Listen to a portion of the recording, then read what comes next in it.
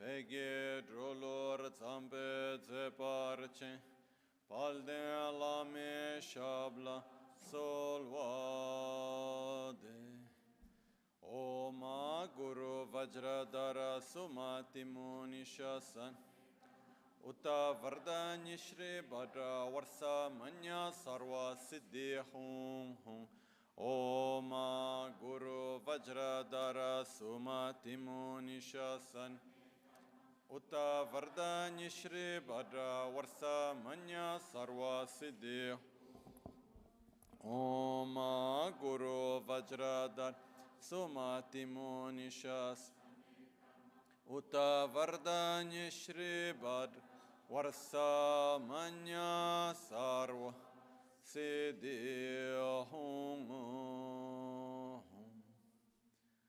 Pakyuke Kudan Dagilu Pakyuke Sundan Daginga Pakyuke Tudan Dagiyi Yerme çıktı çingilo makyuke kudan da gelu makyuke sundan da gina makyuke tudan da geyi yerme çıktı çingilo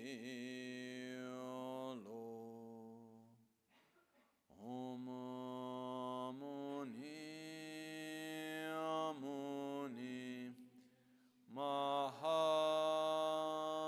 Mahamuni Shakyamunye Swaha Om Muni Muni Mahamun Shakyamunye Swaha Om Muni Muni Muni Shakyamunye Swaha Sashipeke Choshimeto Tramare Rabalingshim Nidegem Padi Sange Shintu Mikte Ulwarki Drokunnam Dashingla Chöpar Shoyedam Guru Ratna Mindrala Kam Niryatayami Sangye Chedan Soge Chonamla Chancho Pardo Dani Kyapsuchi Dagi Jinso Gibe Sonamki Drola Pinchra Sangye Drupar Sho Sangye Chedan Soge Chonamla Chancho Pardo Dani Kyapsuchi Gibe Sonamki Drola Pinchra Sangye Druparash Sangye Chedan Sogi Chonamla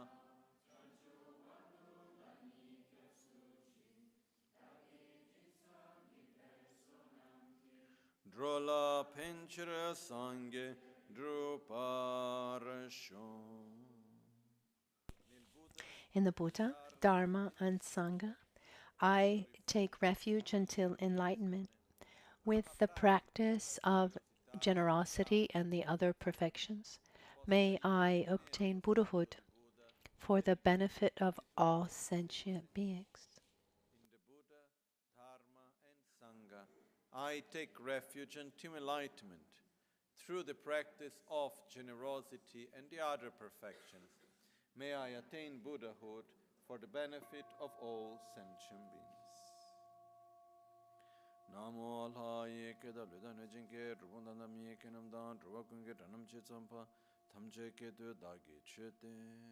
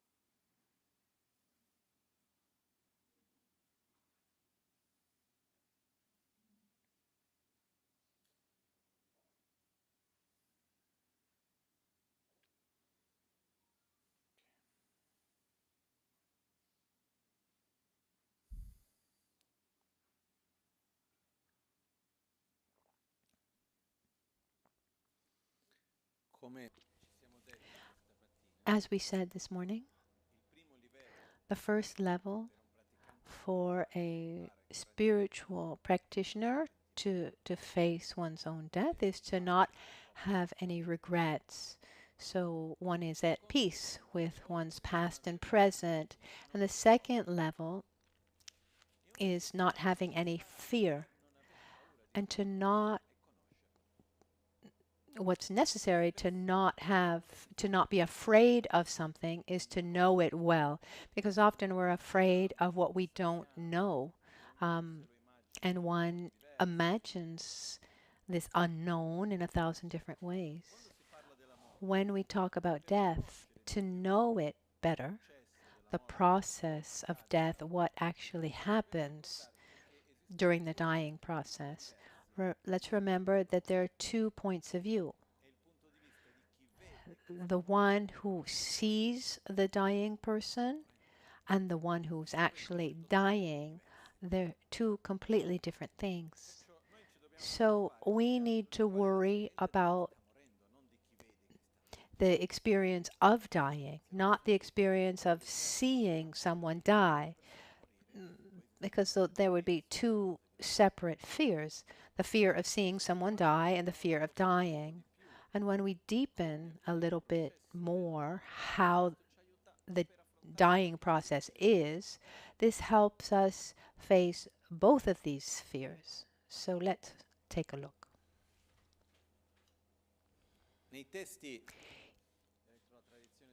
In the Vajrayana Buddhist text, everything that has to do with the dying process, the explanations, they're found in the root tantras. Specifically within the Anuttara Yoga Tantra. Within Buddhist tradition, there are teachings called Theravada system, and there are different schools. But being politically correct, we say Theravada, but at the beginning it was the Hinayana tradition, and then there's this idea that Hinayana can seem pejorative, so this term is not used so much. There were huge congresses apparently dedicated this to determine the right to the new term, and so now they use the term Theravada, but actually Theravada is one of the 18 schools within the Hinayana teachings. A few days ago, there was a friend within the Theravada tradition. I asked him about this, and he said, doesn't matter much to me what you call it, but it's true, there was this whole talk, and he said, he said specifically, to be politically correct, use the term Theravada instead of Hinayana. So there are teachings within the Hinayana Theravada, and there are teachings in what is called the Mahayana. And Mahayana is divided in two parts. What would be the path, or more than path, it's the causal path, or the way of sutra, and then the resultant way, the way of the result, which is the tantra. One difference is that in the sutra path, the teachings don't make a distinction between a coarse, subtle, and very subtle mind. This is something we find within the so-called tantric Vajrayana teachings. Within the Tantra, there are four types of teachings. Those which are called the Kriya Tantra, Charya Tantra, Yoga Tantra, and the Anuttara Yoga Tantra. The teachings about death and how to transform death, we find mostly within the so-called Anuttara Yoga Tantra. And within these teachings, there are some more, there are texts that are more important, let's say, that it Goya Samadra, Heruka Chakrasambhara, Hevajra, Yamantaka, Kala Chakra.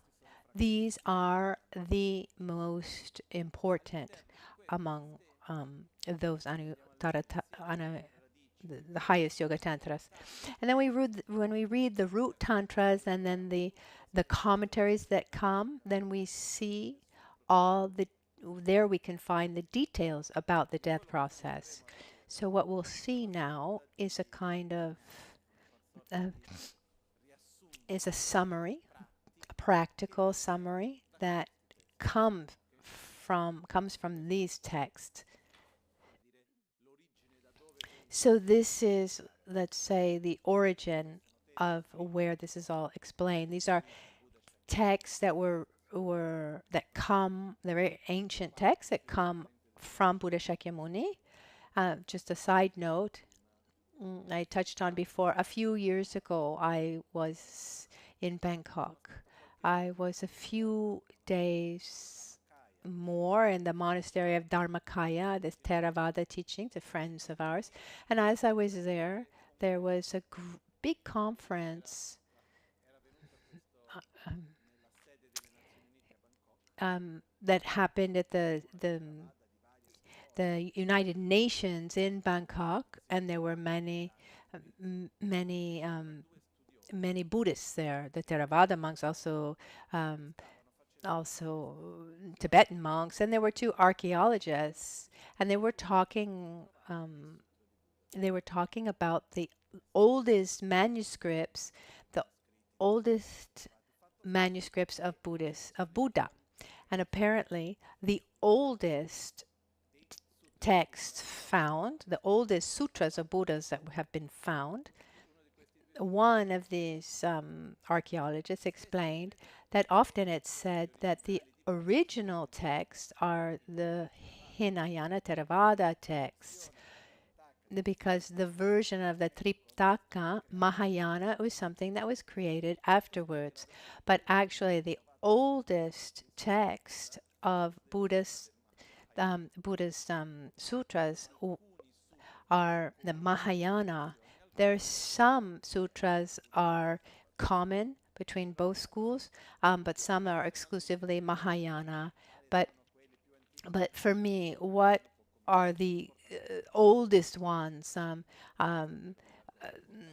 is not that important. The question is whether they really work. I never went to find the most authentic, the earliest.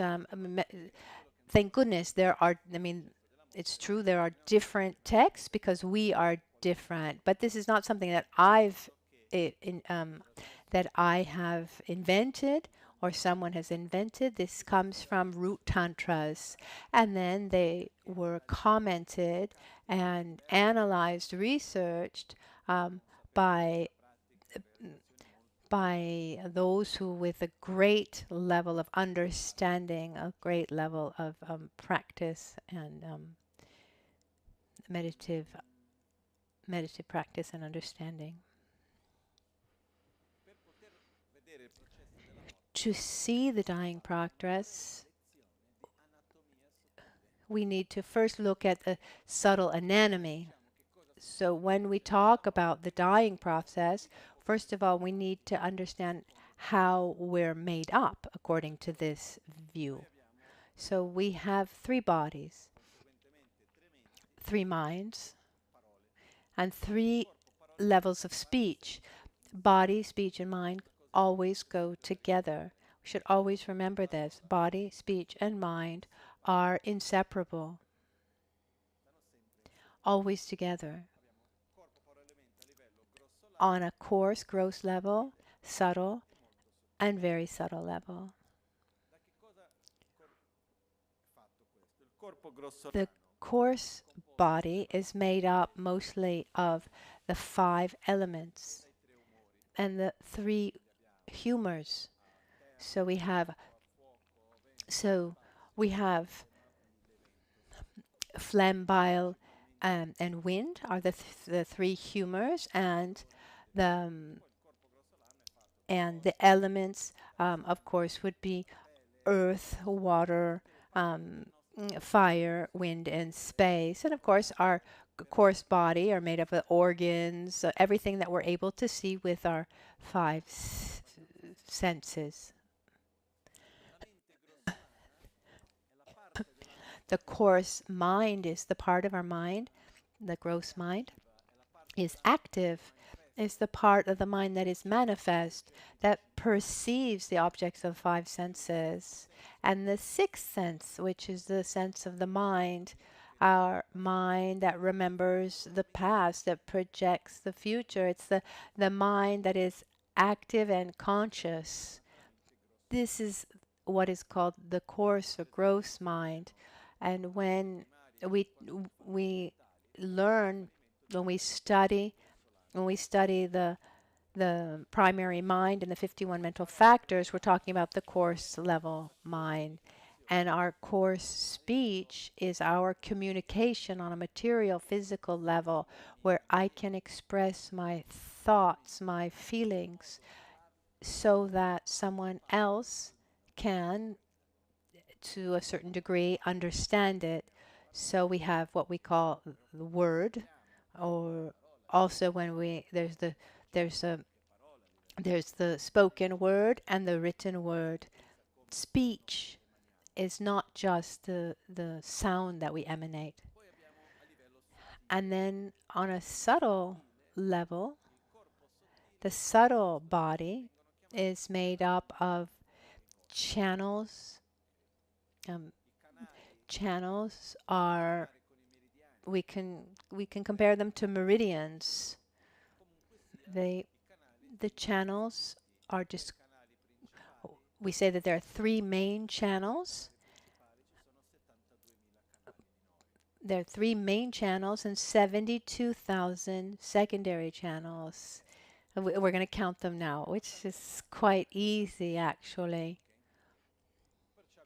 So we have these channels, these waves, where the winds and the drops, the other 2 elements of our subtle body.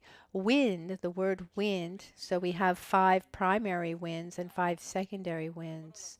The word wind is translated into English like this. Lung in Tibetan is the translation of the Sanskrit word prana.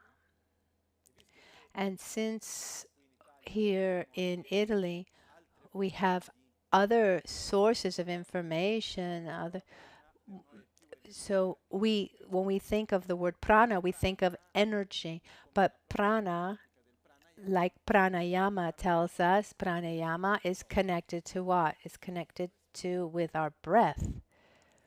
It's an exercise connected directly to our breath. So prana, lung, chi, we can call it in many different ways.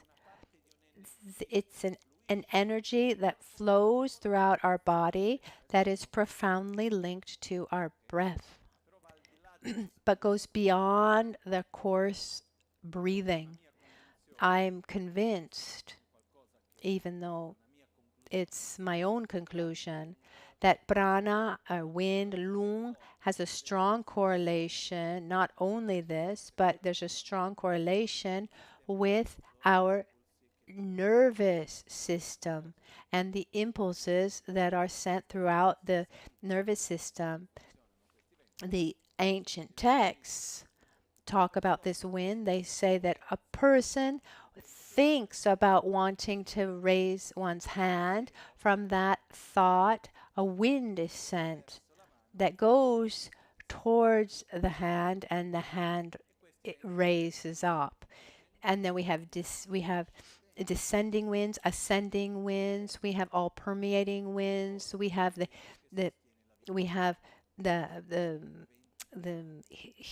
heat, a wind of heat, and a wind that upholds life-sustaining wind.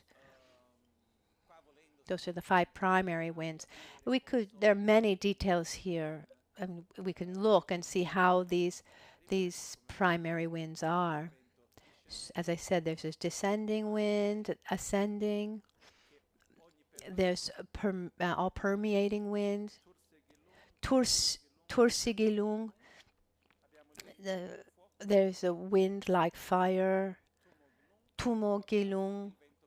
And then all the life-sustaining wind. These are related to different bodily functions.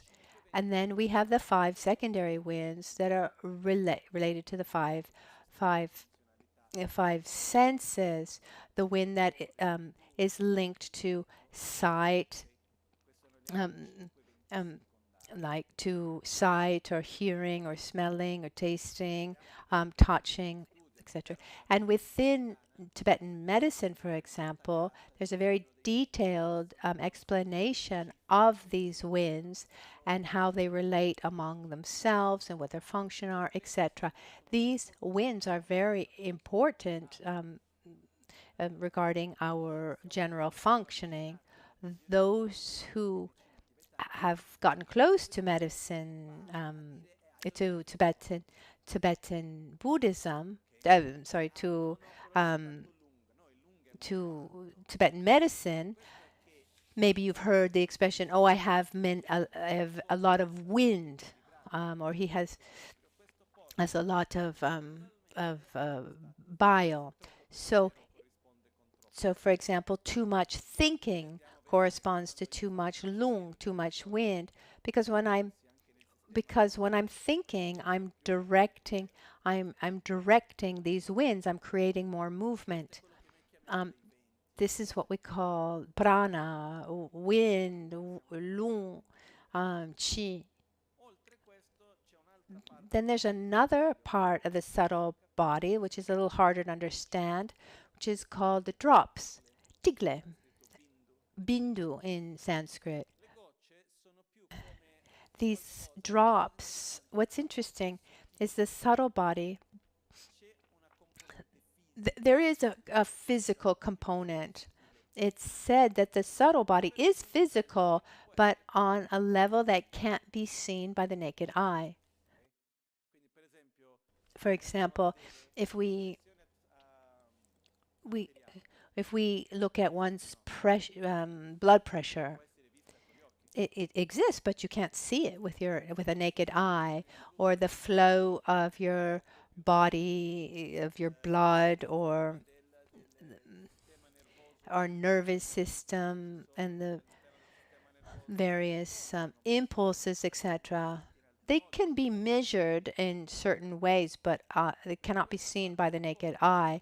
So this part of the subtle body, it's something physical, material. It's not purely energetic, but it can't be seen directly by the naked eye. This is one description given. So drops are aspects, let's say, like an energy that instead of flowing quickly like winds, so wind is is more of a metaphor, but we use this term because it's something that flows within, that's more similar to a wind. Instead, the drop flows more slowly. One interesting studies that I've never done, but I just saying it like this, maybe someone little by little could do it, is to make a correlation between, say, within Tibetan medicine or Vajrayana's view of the subtle body and the Western point of view. I think one can make a correlation. From what I've been able to see, the little that I've seen, the wind is it correlates to wind to the nervous system, the lymphatic system, and the drops seems much more connected to to hormones. But I don't have a deep study to say more. But it seems to me like this. The point here is that our subtle body is made up of channels, drops, and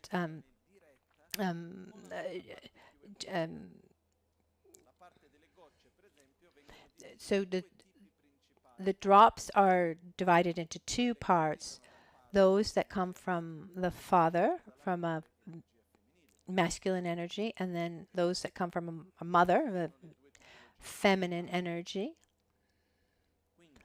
So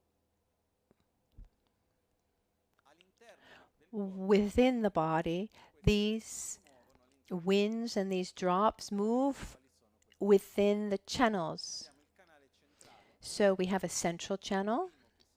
It's the first one that is formed when the baby is in the womb of the mother, so in this gestation process. And the central channel starts at the forehead and then turns like a handle of an umbrella, and it goes down where the spinal cord is and goes to the basis of the spinal cord. And this is called the central channel. Awaduti in Sanskrit, Sawunga in Tibetan. And then there are two side channels that come from the two nostrils. They go down laterally on the side and about three fingers under the navel. They enter into the central channel. And there are some points where they cross. So the right turns around and then comes back down on the right. The left makes the same turn, so they entwine and they make kind of knots at the crown, at the throat, double at the heart, and at the navel. Where there are these so-called knots, these are also called the chakras. The word chakra means circle or wheel. The concept of chakra is where there are subtle energy channels that meet. This kind of intersection, this intertwining of the energy. So everything starts at the heart chakra. So it's described that at the heart chakra, in the gestation process, first there are four channels, one in each cardinal direction. Then in the middle of each one, there's a secondary channel, making 8 channels. These 8 channels are the 8 channels of the heart chakra. When we visualize the heart chakra and the lotus flower of 8 petals, there are 8 petals because we start from these 8 channels of the heart chakra. In each one of the channels, there are 3 branches. So 8 times 3 makes 24.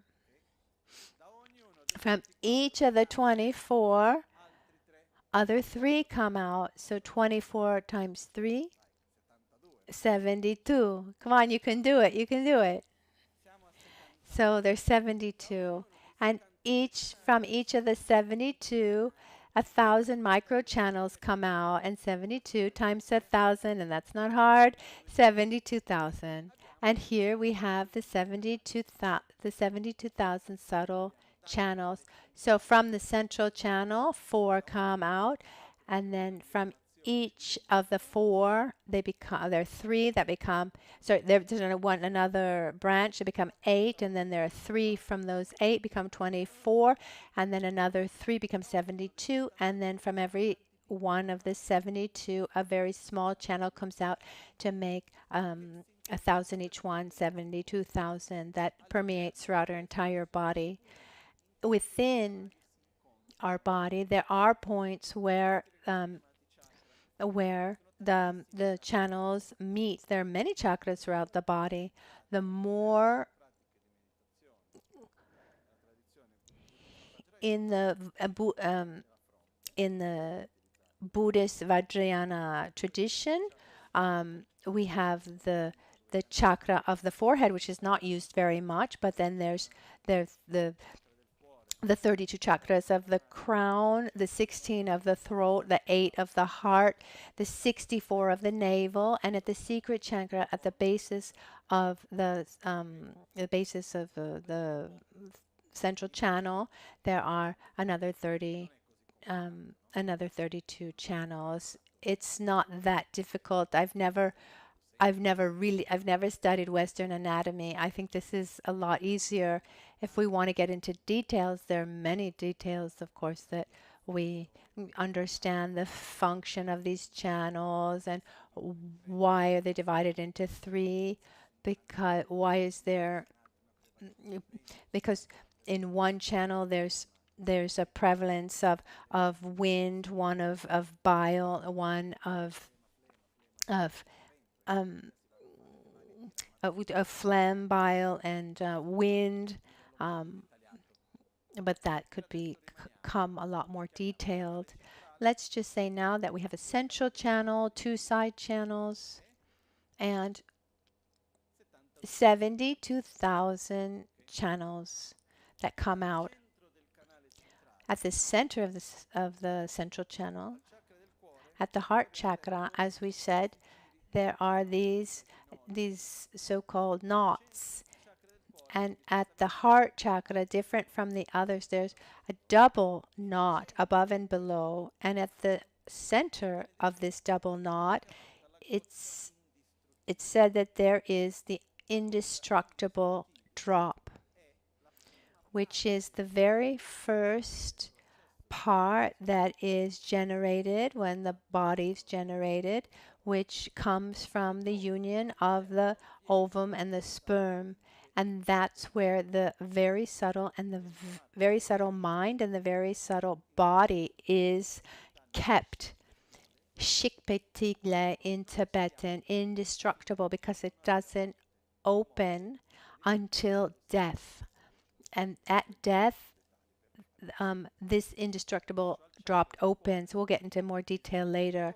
So there's this drop that's formed. Let's imagine a kind of walnut that's closed, a shell, and the part on top is white and the part below is red.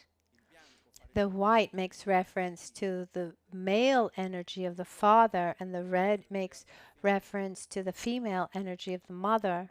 And here we're talking about something that's also physical in the moment of conception. And it's there where that's where the indestructible drop, the very subtle mind and body is trapped in the sense that it cannot come out. Let's remember that body, speech, and mind on a very subtle level are indivisible. So we have a gross body made up of elements and our humors that manifest in the form of various organs. Then we have a subtle body made up of channels, winds, and drops. And within this channel, the central channel, within the two knots of the heart chakra at the center, there's this indestructible drop made of the masculine and feminine energy, and at the heart of that is kind of like an extremely subtle energy, like a prana, like a wind that is indestructible. It's what continues life after life. It's said that we have a physical part that goes from life to life, and it was the same from the previous life, and it's what will continue after. Once a kind of fantasy image came to me, I heard about this concept that when someone dies, they lose 21 grams. There was a movie called 21 Grams. I don't know if it's true or not. And and obviously not being all the bodily functions, I imagine that the body's weight changes as well. But it's said that that very subtle body has a material aspect. Maybe it weighs 21 grams. Do you have a general overview of what we're talking about? Okay, so now the process, the death process, is from the most gross level to the very subtle level. The the body loses force, and the dying process is divided into two. There's a gross level of dying and a subtle level of dying, and each of the two is divided into four. So we have a gross dying process divided into four, and a subtle level of a dying process divided into four. So those are 8 parts. Those are 8 parts. I think we can do that. I know today mathematics in our head is becoming more and more difficult. Anyway, so first let's talk about the gross aspects of the self. But let me give you first a general idea. So the gross dying process is divided into four passages using elements. So we have earth, water, fire, and wind. The four elements. And then we can use colors for the subtle dying. White, red, black, and yellow, let's say. Or clear light. It's called clear light. So already with this, it's quite simple to divide like this. So if we think about the elements, for example, what is of the four elements, what is the most solid? Is earth. What is the element that can melt the earth? Water, wind, or fire? Water. What melts or dissolves water? Fire. And what dissolves fire is wind. That's the order. Water. So earth loses force and is absorbed by water. Water loses force and is absorbed by fire. Fire loses force and is absorbed by wind. And then wind loses strength and is absorbed by the space of consciousness. So the terms that are used, even in Tibetan text, even it's used, even though erroneously, it's what we use. The word that's used is absorb. So it says that the earth absorbs into water, water absorbs into fire, fire absorbs into wind, and wind absorbs into the space of consciousness. It's quite simple. Then we have a white vision, red vision, black vision, and clear light. And these are the 4 steps of the subtle dying process. It's white vision,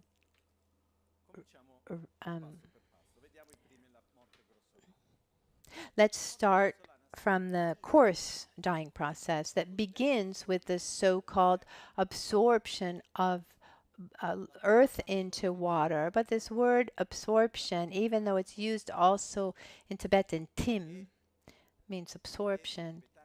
The, the even the Tibetan texts themselves say that it's a wrong terminology, but we still use it because when we say that earth absorbs into water, the idea is that earth is kind of eaten up by water, but that's not the case. Let's imagine the following. We're here, and at a certain point, we have very, very loud noises. Maybe someone plays the drums, or there's an alarm goes off, or someone is reciting a mantra very softly, and then there's the sound of our own breath. When we have strong sounds, are we able to hear the quieter sounds? No, but at a certain point, the siren goes off and they stop playing the drums. It seems like we can finally hear the sound of the mantra. So the term is this. It would be the sound of the drums is absorbed by the recitation of mantra. But here, when we talk about absorption, when the strength ceases or loses force, the less stronger one becomes more evident. It's not that one is absorbed by the other. It's a question of being more or less evident. So, like, as we turn off louder sounds, we're able to hear the softer ones. It's not that they weren't present before, but we just couldn't hear them because they were less evident. But it's just based on the way our senses work. So the first thing is earth. And here we can see in this booklet, I've written these things. Because in the death process,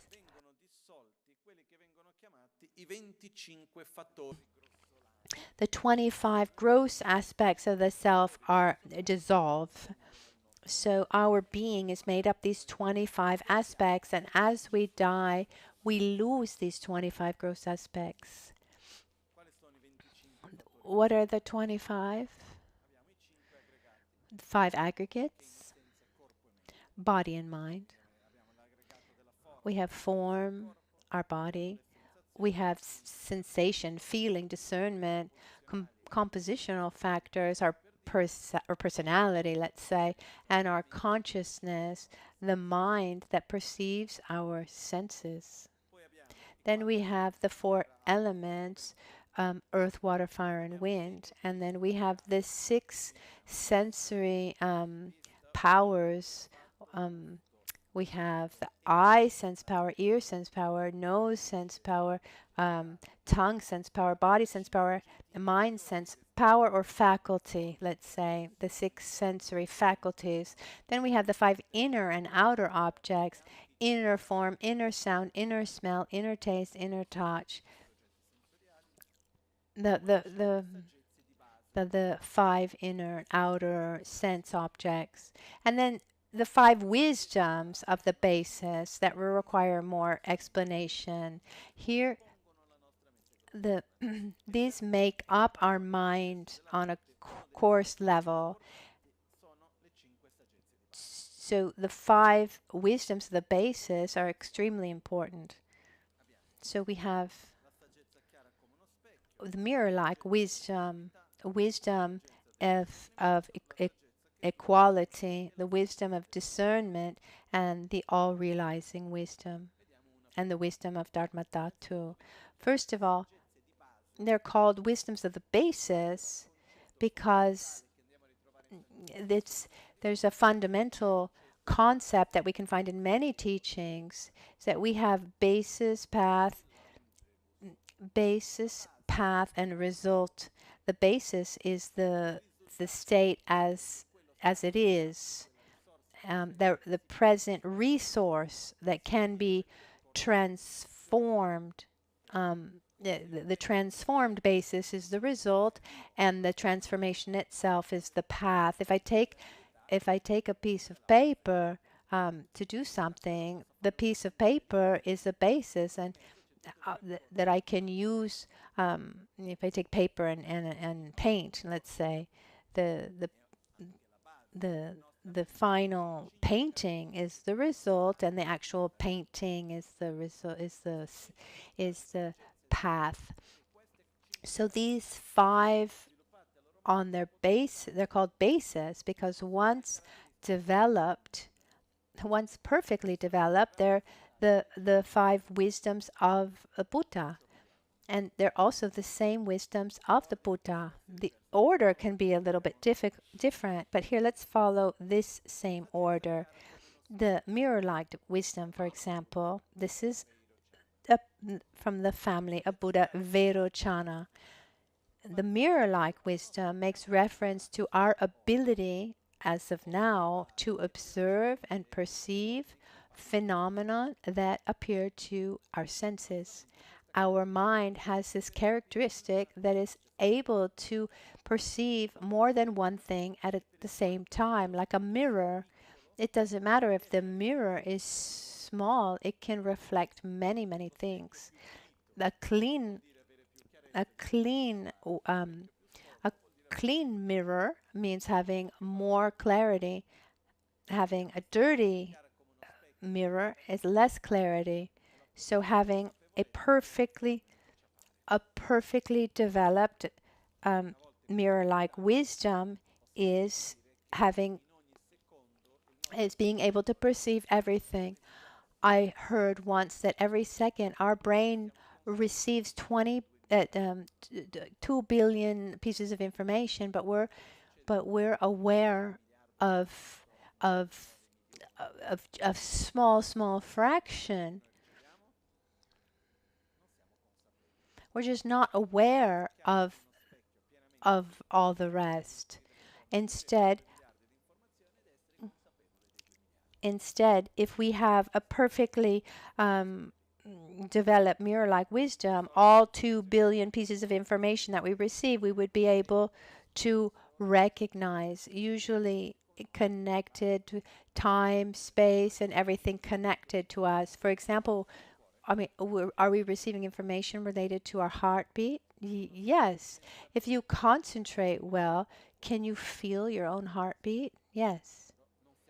But we're not aware normally, which doesn't mean that information isn't there.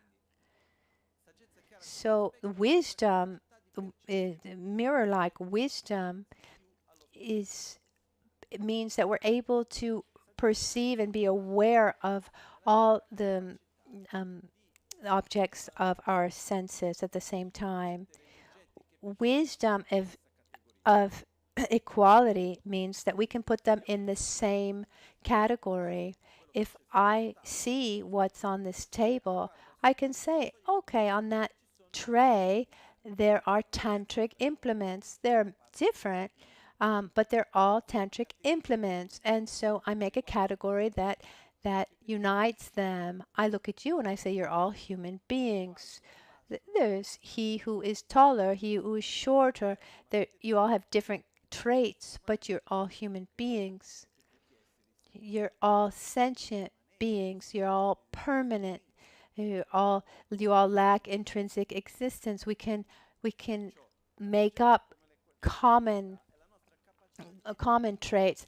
It's this ability to put things into category. Let's try to imagine if we didn't have this ability. It would be quite chaotic. If we weren't able to say this is equal to that and this is similar to that.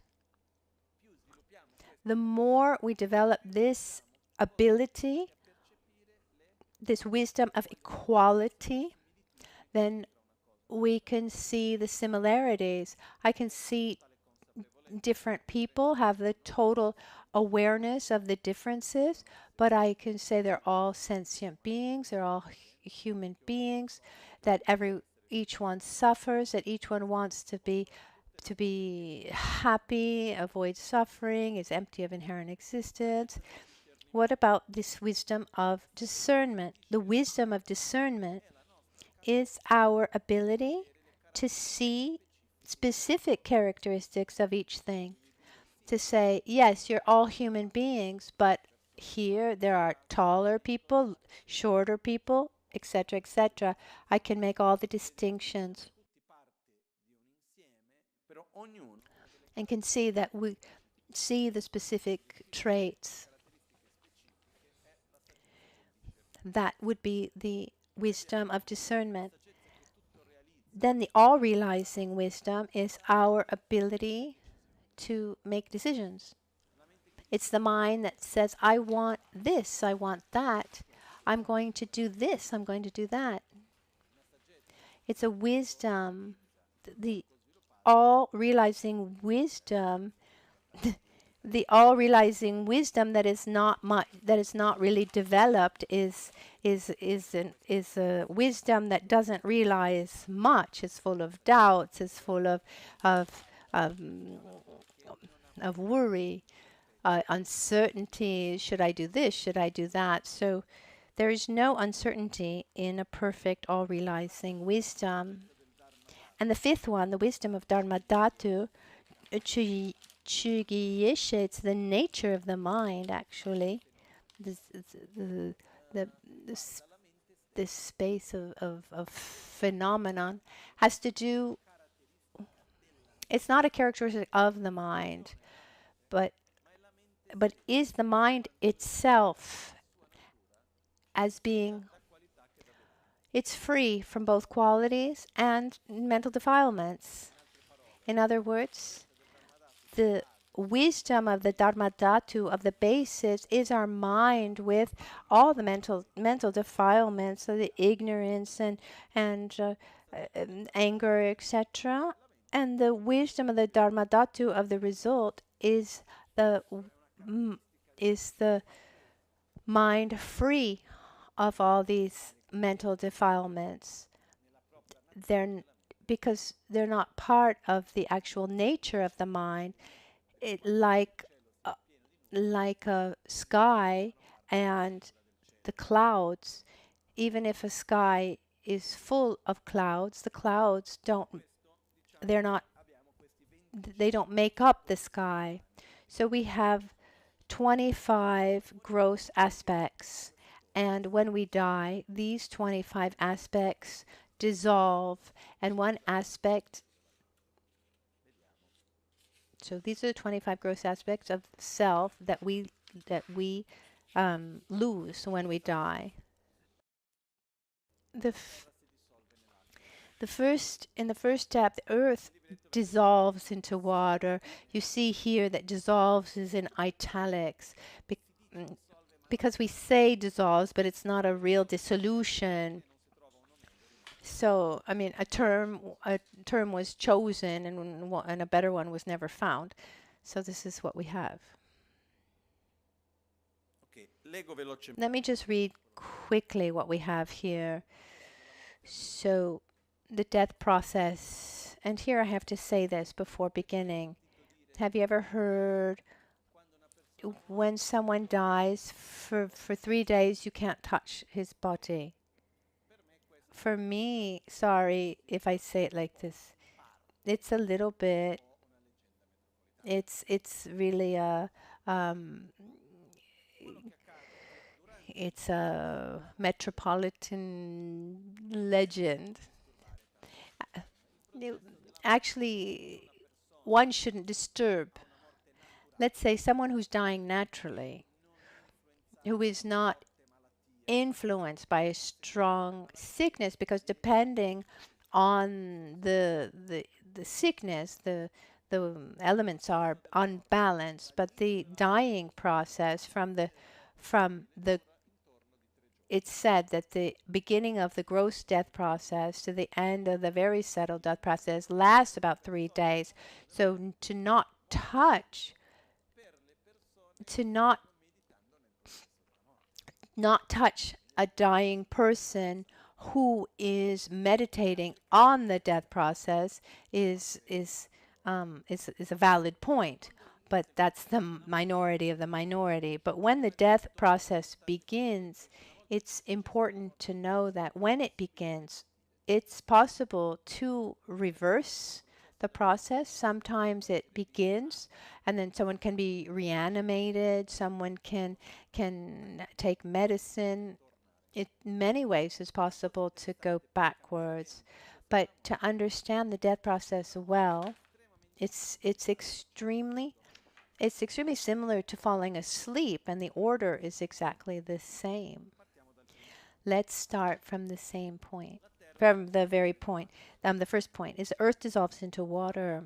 When this happens, there are external signs that, so looking from outside, and then there are internal signs, which is the experience of he who is dying. So let me just read quickly what I wrote. The 5 phenomena of the class of the form aggregate, the aggregate of the form, the mirror-like wisdom of the basis, the earth element, the I sense power, and the inner form. Those are what dissolves in that first phase.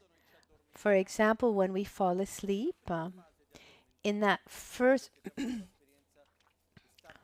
how many of you have felt that feeling of falling? Has anyone never had that experience when you're about to fall asleep and you feel like you're falling? You feel like you're falling. It's a sign of the earth dissolving. It's this feeling of non-stability, of falling.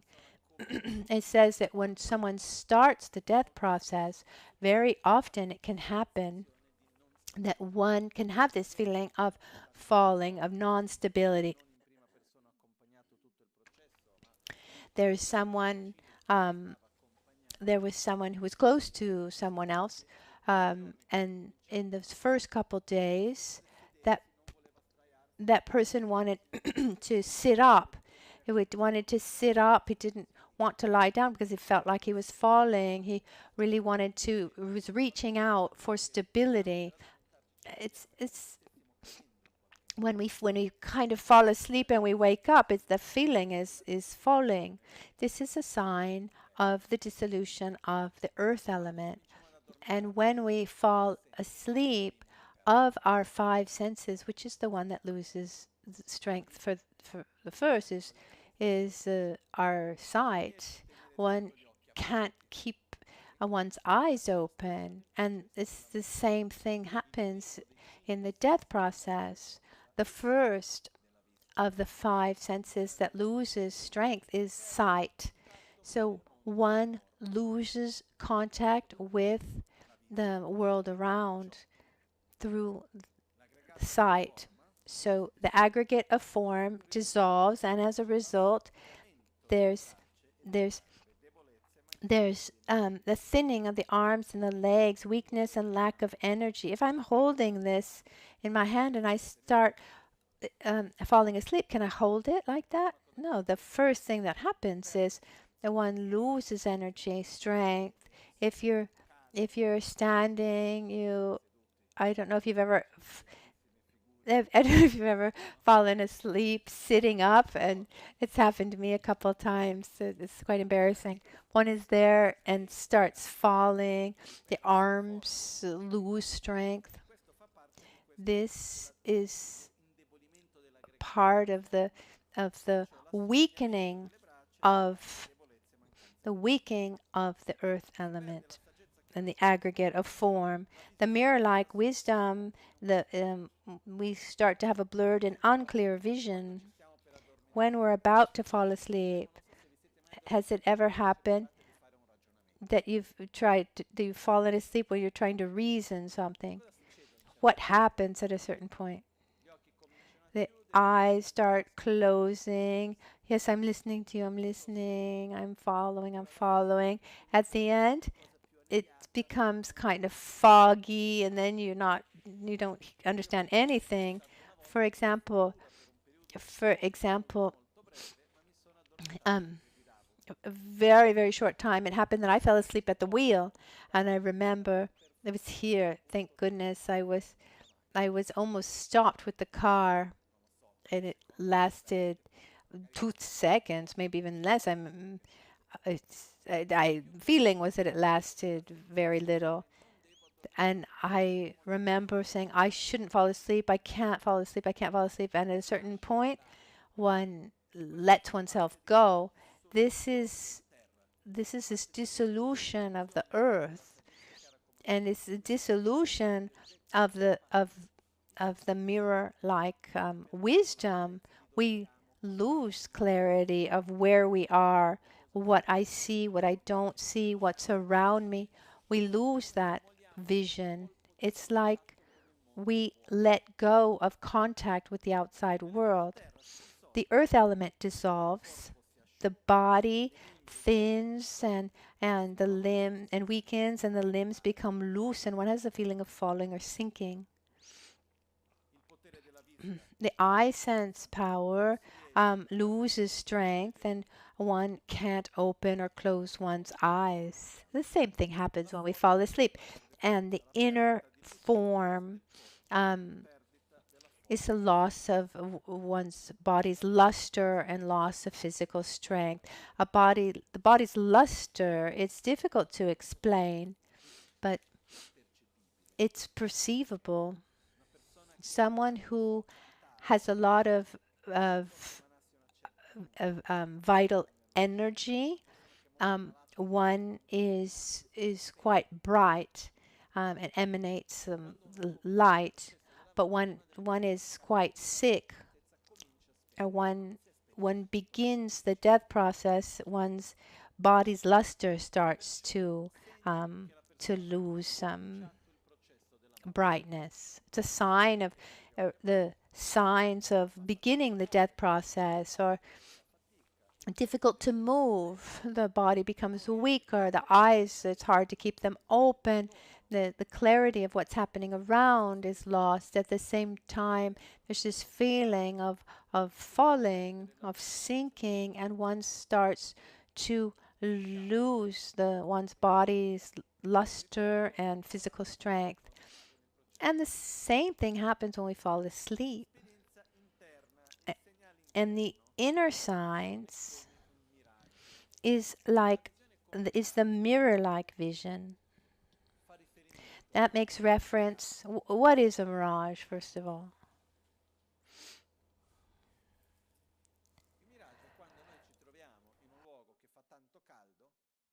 A mirage happens when we're in a very, very hot place, and the heat that rises seems to give rise to a body of water. When we start to lose sight, we still have the memory of what we saw, it said. So if you look at something for a long time and then you close your eyes, you still have a perception of form and color, right? Not of total darkness. There's still that memory. This is the mirage-like vision. Even if we have the eyes closed, we still have a kind of confused idea of what we're seeing, this image that is bouncing around light and form, but it's not very clear. This is a mirage-like vision, which is nothing other than the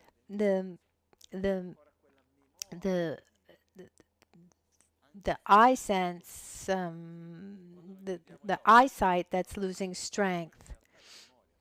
Because when we see the light and then we close our close our eyes, we're not perceiving the object anymore. It's the memory of that object.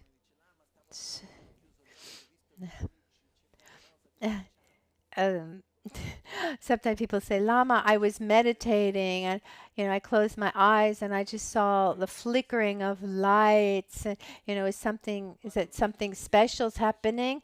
No, it just means you're alive and you're not well rested enough. So the same thing happens at the death process. It's quite clear, isn't it? This first step, right? The second step, water dissolves. Water dissolves into fire. So earth dissolves into water. Earth dissolves into water. Earth loses strength. Water becomes more evident. And the second sense, so now water dissolves into fire. So we lose sight first, and then we lose a sound. When you don't see anymore, the hearing becomes more evident. So when earth loses strength, then the water becomes more evident. And now when the water loses strength, and fire becomes more evident. So the 5 phenomena of the class of feeling, we have the aggregate of feeling, the water element, the ear sense power, hearing, the inner sound, and the wisdom of equality of the basis. When one loses sensation, it's in relation to the bodily awareness.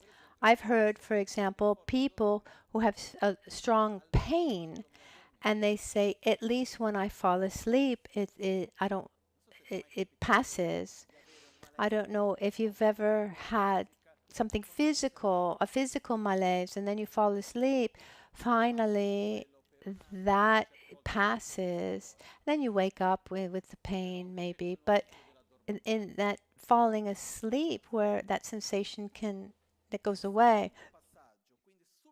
So right after the dissolution of earth, when there's the dissolution of water, you can lose your corporal sensation, this aggregate of this feeling with the contact of pleasure or pain.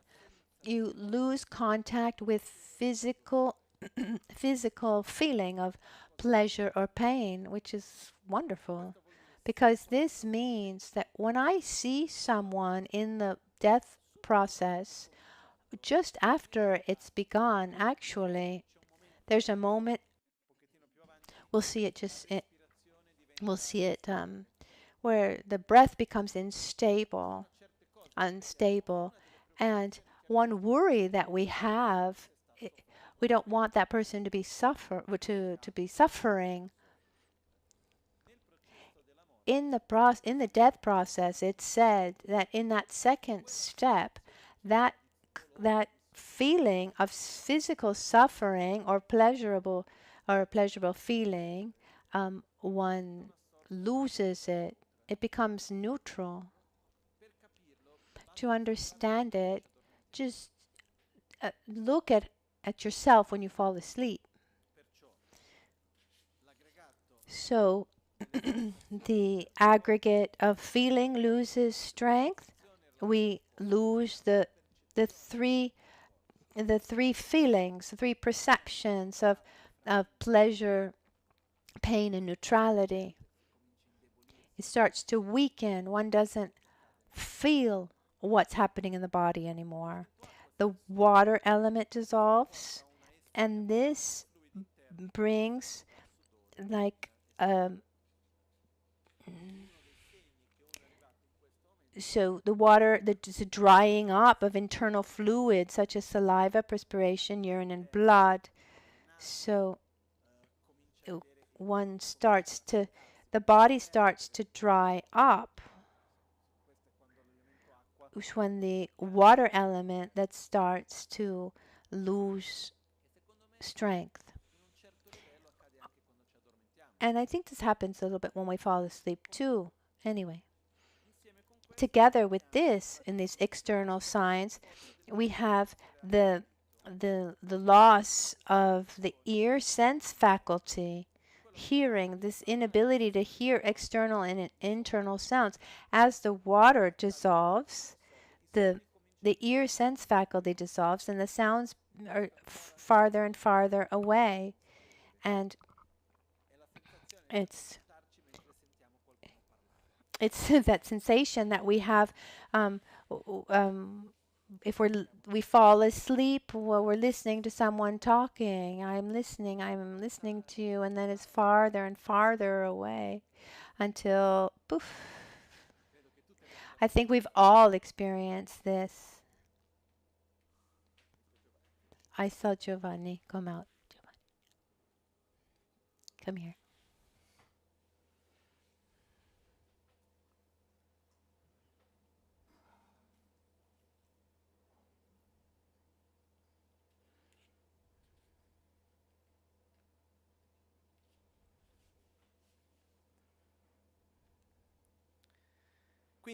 So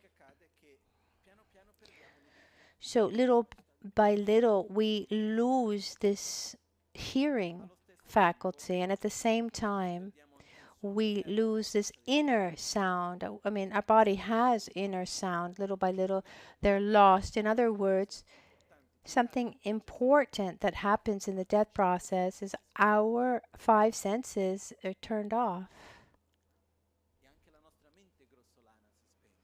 Even our coarse mind is turned off. And this sensation is the second. So it's the second, not the fifth. So, and also the wisdom of equality. And even there, we have the loss of the 3 sensations related to mental consciousness. One is no longer focused on the past, the present, the future. One loses the contact with the pleasure or pain. One is maybe a little bit numbed. This happens also in our dreams. I don't know if you've ever fallen asleep sad.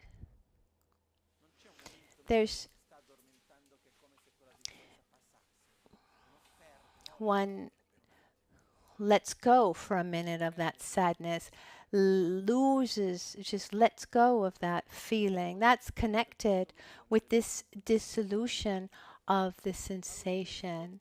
At the same time, we have the dissolution of this happens with the dissolution of water. And the inner sign is a smoke-like vision. The third step is a fire. So the inner sign is the smoke-like vision. So sometimes it's represented.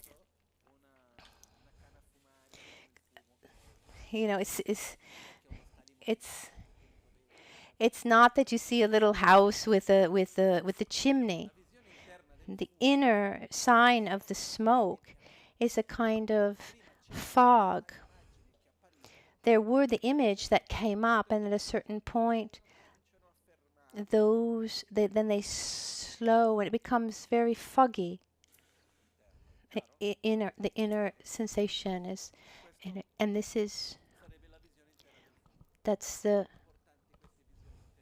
why are these inner signs important? Because when we will be dying, we won't be able to say, oh, okay, my mouth is now dry, or look, I mean, we have only our inner experience. So if we have this habit of recognizes, I have this feeling of falling, or I can't see outside, I have this image that's not clear. This is nothing other than the dissolution of the earth. I shouldn't be afraid. And now There's the sensation. Now it's quite foggy. This is a dissolution of water. These are inner signs of what's happening. The inner experience as a perception of what's happening. Even if we don't have the sight, there's still a visual experience.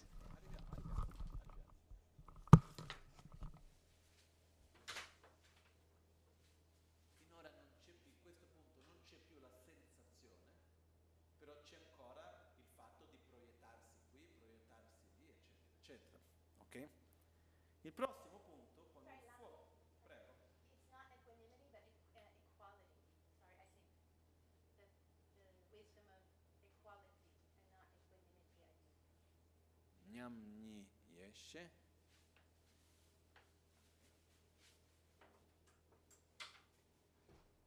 Entriamo nei punti di traduzione. Questo per me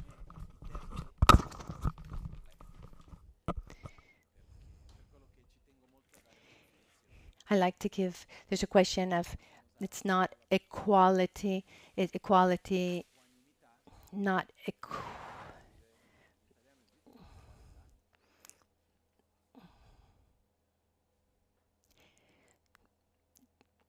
so the question of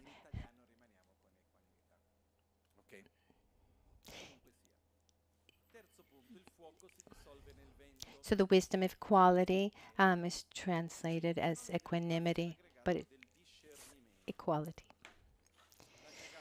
The third one is the fire dissolves into wind, and the five phenomena of the class of the aggregate of discernment. The aggregate of discernment, the fire element, the sense power of smell, the smell sense faculty, inner smell, the wisdom of discernment of the bases, the inner signs. We have the aggregate of discernment, the inability to discern one's own dear ones, such as one's own parents or children's.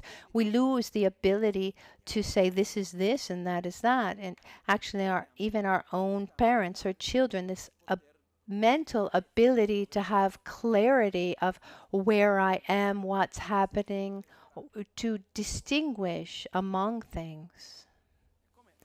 It's, in other words, it's our mind, little by little, that shuts down. First, the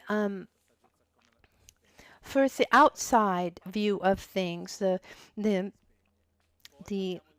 wisdom,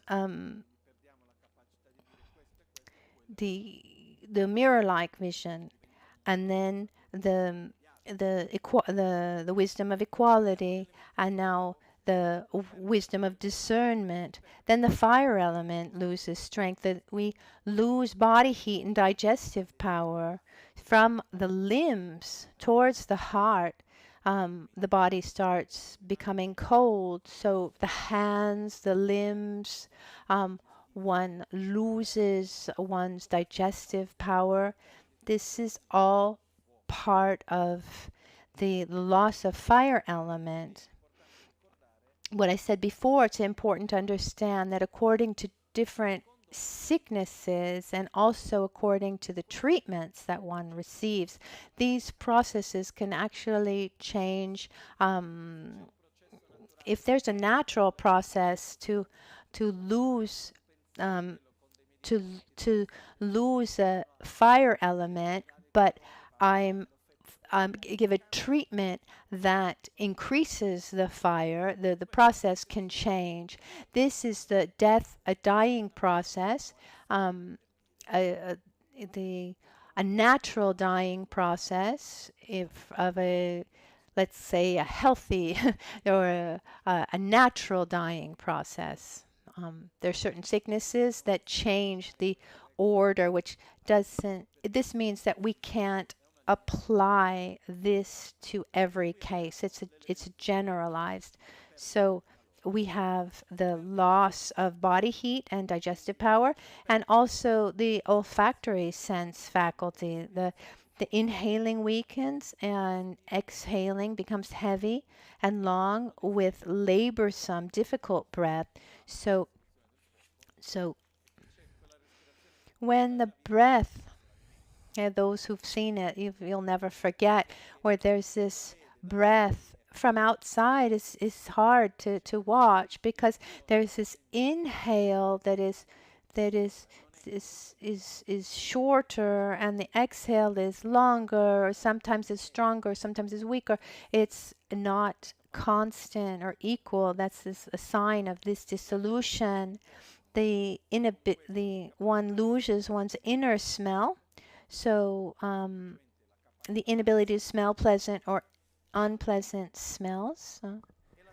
And the wisdom of discernment is lost, this inability to recall the names of dear ones, such as one's own parents, but not just names of people, but of anything. We lose this ability to remember this or that. Our mind in that moment is not able to make many, to reason much. And so that's should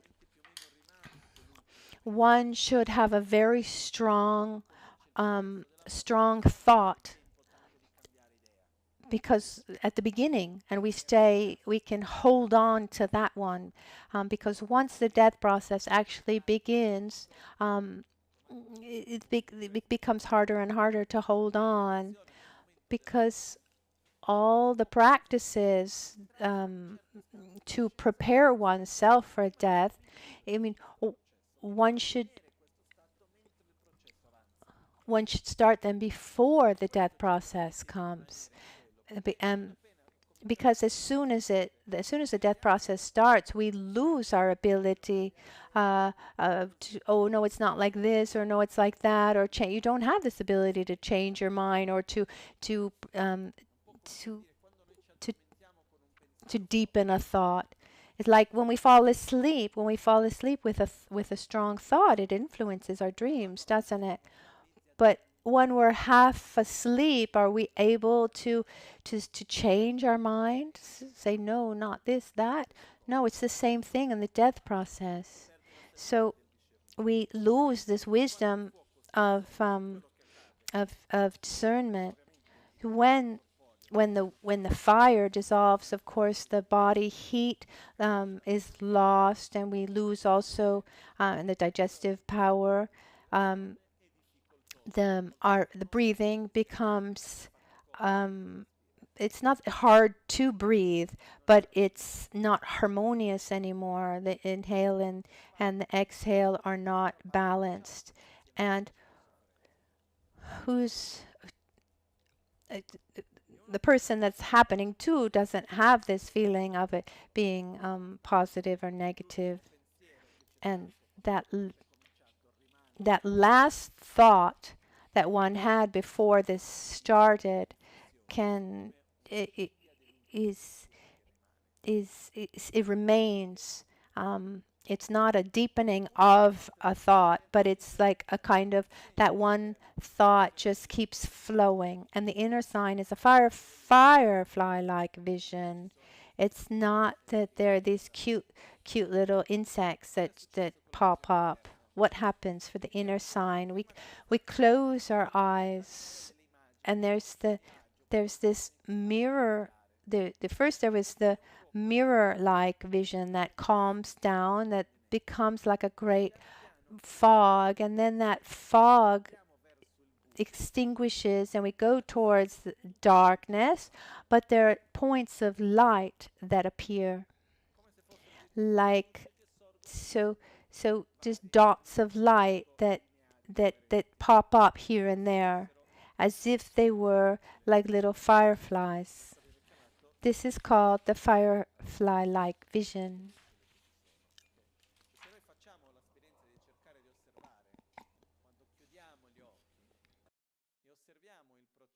And if we close our eyes and we follow this process, it's very similar to this, as it's described. The fourth passage, the wind dissolves into the space of consciousness. Some texts say that wind dissolves into consciousness, or that wind dissolves. They say wind dissolves into space, wind dissolves into consciousness, and I included both of them. I wrote wind dissolves into the space of consciousness, and there's 7 phenomena, the class of the aggregate of compositional factors. So we have the wind element, we have the taste sense faculty, the sense power of touch, inner taste, inner touch, and all realizing wisdom of the basis. So let's look at them one by one. The external signs, the aggregate of compositional factors, so loses strength, and the inability to move one's body comes. One can't move anymore. The wind element loses strength, and so the inhaling and the exhaling cease, and the 10 inner winds move to the heart. So what happens is, this is when it's declared this person is dead. Commonly speaking, that one is said to be dead when one's heart stops beating, when one stops breathing, and then there's brain death. But to understand if someone is breathing, is alive or not, one checks to see if one's breathing, or checks one pulse. Now there are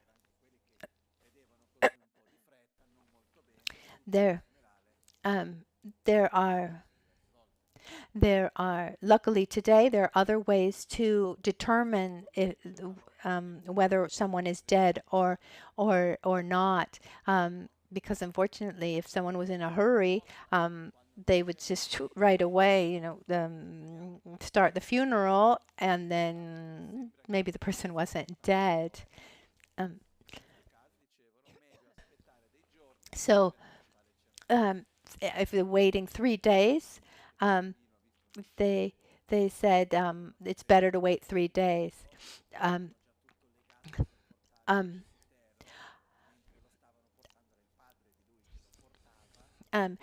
A friend of mine saw a scene like this when he was a child. It was somebody who was pronounced dead, and he was all tied up, and he was being taken away, and this child's father was carrying him, and then that person, regained consciousness. Imagine the scene.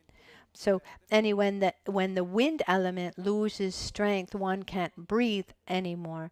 One doesn't inhale or exhale anymore. And from the internal signs, the 5 primary winds and the 5 secondary winds absorb. This has started before. Our winds, little by little, start losing strength, and they little by little enter into the central channel. At the end of the process, of the death process, all of our winds absorbed in the heart chakra. That's where everything absorbs. So here it says that the inhaling and exhaling cease, and the 10 inner winds move to the heart. Then a sign of the gustatory sense faculty loses strength. The tongue becomes thick, short, blue at the root, and the sense power of the touch, one loses the sense of touch. So one loses the sense of taste and also touch, as well as the inner taste. One can't perceive the 6 tastes. The inner touch, the loss of tactile perception of roughness or smoothness, and the all realizing wisdom is lost. This inability to recall or desire any action or mundane necessity. One doesn't have that thought anymore of, I want to do this, I want to do that, I have to do this, I have to do this. Anything related to acting or needing or wanting to do something is completely missing, lacking, cease. So the question from before, what happens in, fear has many different components, but along in the process of death, fear dissolves together with all other gross level feelings. What's delicate related to fear, if I start the dying process with a feeling of fear, I al- I let that fear flow, continue, and that's going to condition the entire process. But the but this mental state is very different from our manifest mental state now. And the inner sign is called the butter lamp like vision. Why butter lamp like?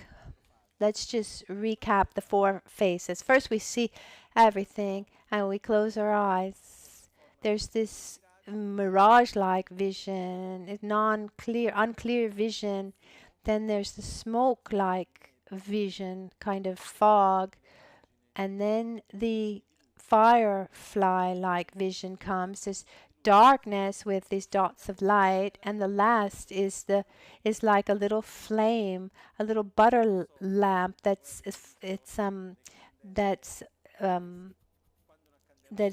about to dry up, uh, um, to when there's only the wick. There's only the wick. So just before the flame dies out, um, the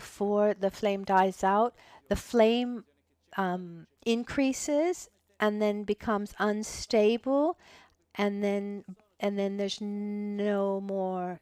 There's that little light that tries to stay lit and then goes away. This is the inner sign that comes. And with this we have what we call the coarse death. It's quite simple if we look at it like this. When we look at this in the falling asleep process, it's said that it's possible to be conscious, but normally after the dissolution of earth, one doesn't understand anything else. You need an important training to be able to maintain the awareness, to be able to watch the entire process. It's said that it's possible to live the experience with awareness, to be able to watch and be conscious during the entire death process. One should be able to do that during the sleep process. When you do this, mostly at the beginning, the tendency is, or one is not able to fall asleep because one tries to have a mental control over what's happening and one can't fall asleep, or one watches what's happening, but after the absorption of the earth, maybe one can see a little bit of the dissolution of the water, but then one falls asleep. One needs to have a more subtle, a subtle consciousness of like self,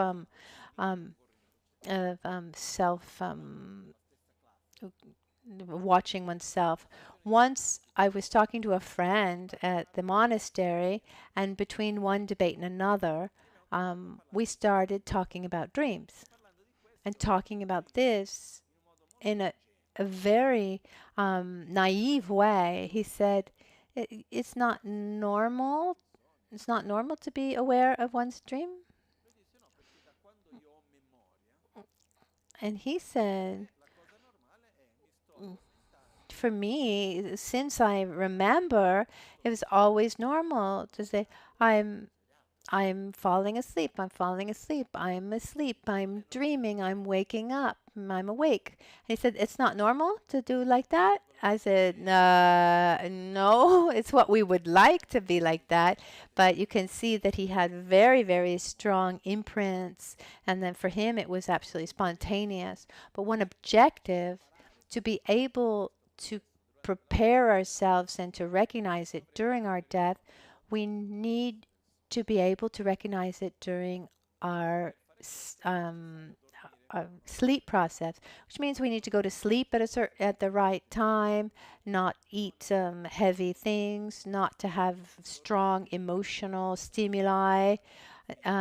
You shouldn't fall asleep watching a movie, or shouldn't fall asleep when one is absolutely exhausted, not have very strong emotions during the day.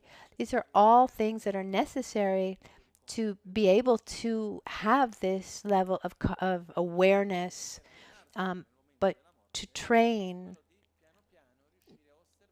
little by little, one should try to observe, at least watch the dissolution of earth element. So, just to recap, during the death process, it's important to see how it starts. It starts this inability to see, keeping our eyes open, the loss of the contact with the world around us, strength in our limbs, our ability to get up, this feeling of falling.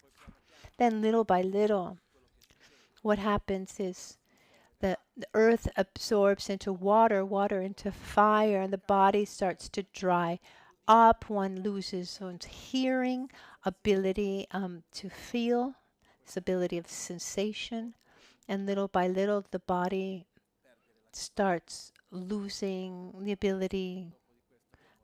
One loses one's sense of smell and discernment.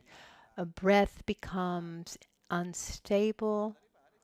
Finally, getting to the point where one doesn't breathe anymore, one loses smell and touch. The smell, all of the senses stop.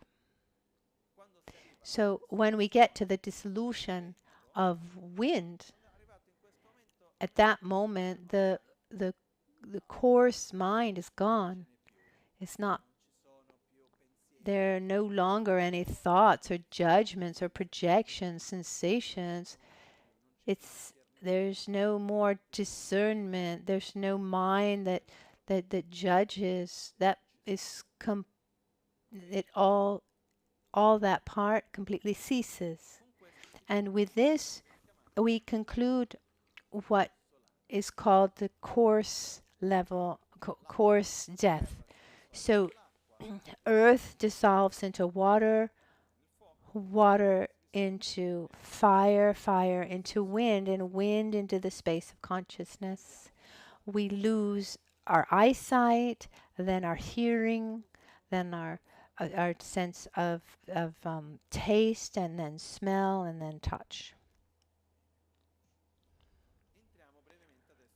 Now, very quickly, let's look at the second part, which is the subtle death. Once this is once this is finished, all the winds are absorbed into the central channel, and it's said that when the winds are absorbed into the central channel, as a consequence, one loses contact with the senses. So it's not that you lose contact with your senses, and as a consequence, the winds absorb into the central channel. No, because the winds lose strength and absorb into the central channel, as a consequence, one loses contact with the senses. I don't think it's not that the winds are going round and round. At a certain point, they they change direction and go towards the central channel. No, instead, imagine that that there's from the heart chakra that emanates this prana, and then when they lose strength little by little, they go back towards the origin, the starting point. So all of our winds that go round our body start to lose strength. They start to go back towards the central channel. And there are many different practices where the objective is to absorb the winds in the central channel, because at that point the gross mind ceases and contact with the senses ceases, and that brings to a greater level of consciousness, which in Tibetan is called Suksol or Ruksol, depends on how you read it. It's when, for example, when we talk about completion stage practices, a level of meditation within the tantric practices. So one objective is to absorb the winds in the central channel and reach this Suksol. And a sign, if people say, oh, I think my winds have gone into my central channel, how do you know? You have total loss of contact with your five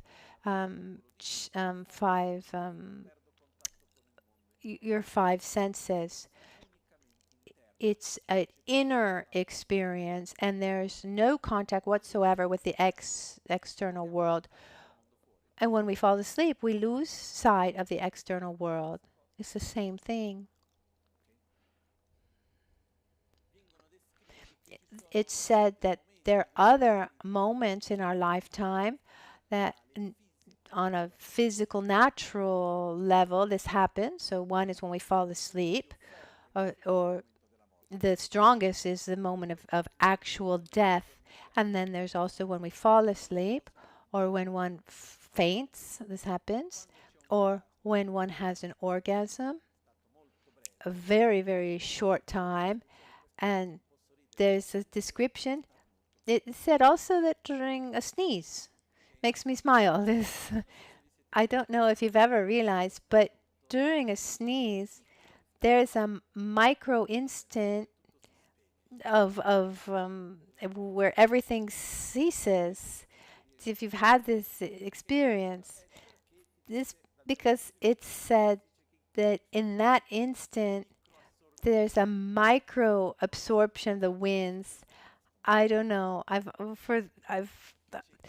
I'm always a little bit on the fence with the power of the sneeze. But the point is, when there's an absorption of the winds in the central channel, we lose contact with our external senses. The longer and stronger this absorption in the central channel is, the more we are disconnected with the outside world. So at death, all the winds are within the central channel. Everything, all 72,000, all the wind within the 72,000 winds, all the winds go towards the central channel, within the central channel. And from this moment, the subtle death begins. Let's see. It's divided into four visions. There's the white vision, or the mind of white appearance, the mind of red increase, and the black near attainment. White, red, and black, and then the clear light of death. Let's look at them a little bit. So what happens on a physical level is you remember that I explained that our central channel is flanked by two side channels that that that intertwine. These two side channels turn around like this, and as if they were kind of knots. What happens is that during our life, our tendency is to use our side channels more than our central channel. Like the two side channels become very strong, and they have a lot of energy around. Having so much energy, they actually strangle the central channel. When those winds absorb into the central channel, that force of the side channels melts, and at that point the energy from the drops in the crown go towards the heart, and the drops that are in the secret channel and at the navel, they go up towards the heart. The first part is from the crown chakra. The first knots loosen, and the so-called white bodhicitta, which would be the male energy from the father, starts to melt and moves downwards towards the heart. Then the knots of the navel loosen, and the so-called red bodhicitta, which is of the hot nature, female energy, starts to go up all the way up to the heart chakra. These so-called drops, or white bodhicitta, red bodhicitta, bodhicitta is not directly related to what we call bodhicitta. It's a different context. It's not because it's not related to the mind of enlightenment. But we talk about these two substances. The white substance that comes from the father's energy is connected to emotions linked to aversion. The energy from the mother, the red bodhicitta, is connected to the subtle energy of attraction. So what happens is, in this moment, as the white bodhicitta melts and goes down within the central channel, the inner experience of the one who's dying is like a white vision, where there was that light, that candle that was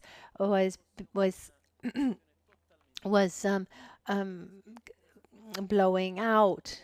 Then it's described as if everything becomes white, like a white sky. Imagine this total white. It's not the yellow light of the sun, but it's more diffused white. And this is when the white bodhicitta is melting, and it's described. There are two systems of explanation that are different. I've seen both. One says that the wind, the dissolution of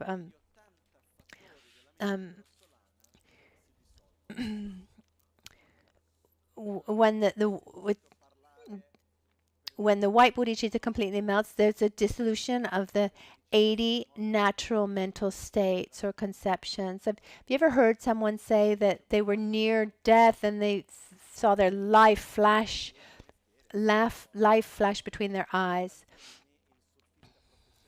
I have a friend, for example, who was a professional surfer, and one of his passions was to go surf those enormous waves, and 5 times he got stuck under one of these enormous waves. I think 3 times he had to be reanimated,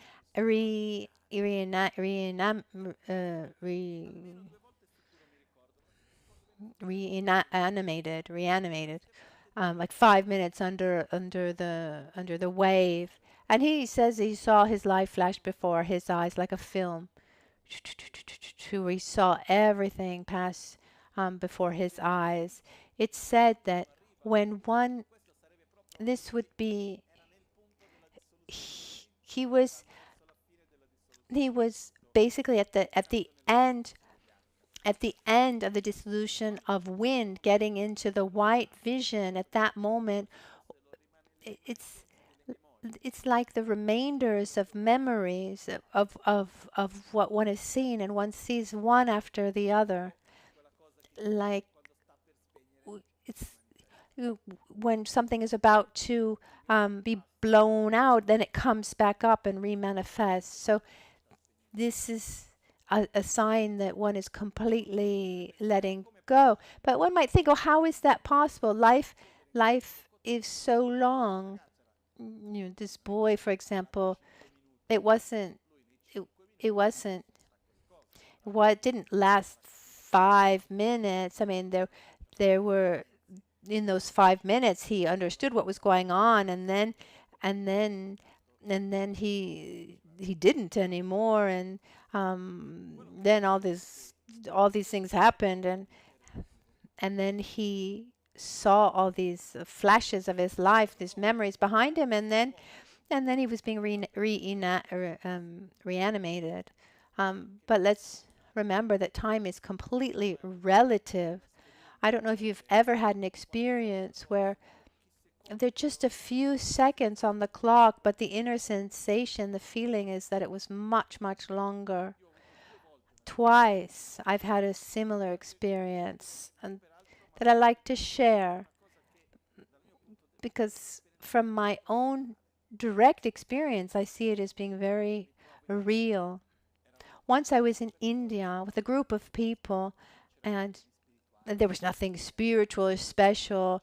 We were looking at the palace of the Maharaja of Mysore, and Mysore is a city.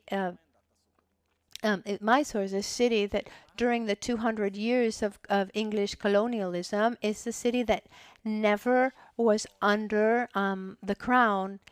So there's the palace of the Maharaja. I didn't want to go into the palace. I was outside under a tree. It was hot. I was sitting on a big stone. There was a fence, and I was waiting. I wasn't thinking about anything particular. At a certain point, I have this feeling that everything around me just went out of focus, and I started hearing something that went very slowly, and I understand that the branch of the tree above me is breaking. With all the calm of the world, my mind was going at a normal speed, but time was very, very slow. I said, "Oh, the tree branch is breaking. I can't stay here." And then I quietly looked up, and I looked where I should go. And the time that I stood up and I moved away, and then as soon as I started walking away, then time went back to its normal speed, and that branch fell. Just a very, very few seconds when it started to break.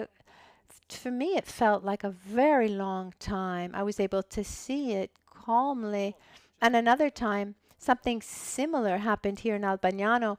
I was doing the fire puja, where there's the golden place down below. I was doing a fire puja. At a certain point, I throw the substances, and the dorje comes out of my hand, and that we shouldn't throw the dorje into the fire. And the same thing happened. I had very, very slow movement. I saw the dorje that was just moving slowly like this, and I had all the time in the world to say, okay, now the dorje has left my hand. I need to take it again. Let me see where it is. I was able to calculate the distance in my hand, how to take it, and then I took it. I was able, and then time came back to its normal speed. And these two experiences showed me the relativity of time, not just when one is daydreaming and time seems very slow. No, but on a tangible sensory level, time changes. Nothing particular, special experiences, but we can all have similar experiences. And at death, this is something that probably can happen when you don't have the contact with all external contact, the inner contact, the inner experience is totally relative. So in that moment where the winds dissolve before beginning the dissolution of of the white vision and the subtle death, in that moment, there's the dissolution of what's called the 80 mental states, the 80 natural mental states on a gross level. So they can be divided as to the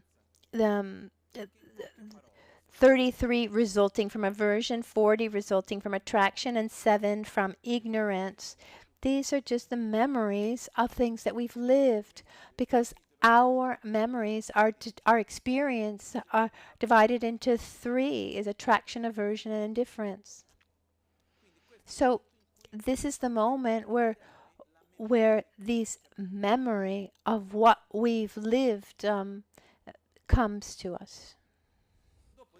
After which we enter into the subtle death process. I've received these teachings from in different times, and the dissolution of these 80 natural mental states can be positioned in 2 different places. So within the subtle death process or at the beginning. And what I believe, I think they're both valid in the sense that when the wind element dissolved, the gross mind loses force. So these 80 natural mental states, they end there. There's no more space. But also during the subtle death process, during the white appearance, the melting of the white bodhicitta and the red bodhicitta, the red increase, when the subtle mind, it dissolves, the subtle mind is made up of 3 main characteristics: attraction, aversion, and indifference, neutrality. So we have desire, attachment, and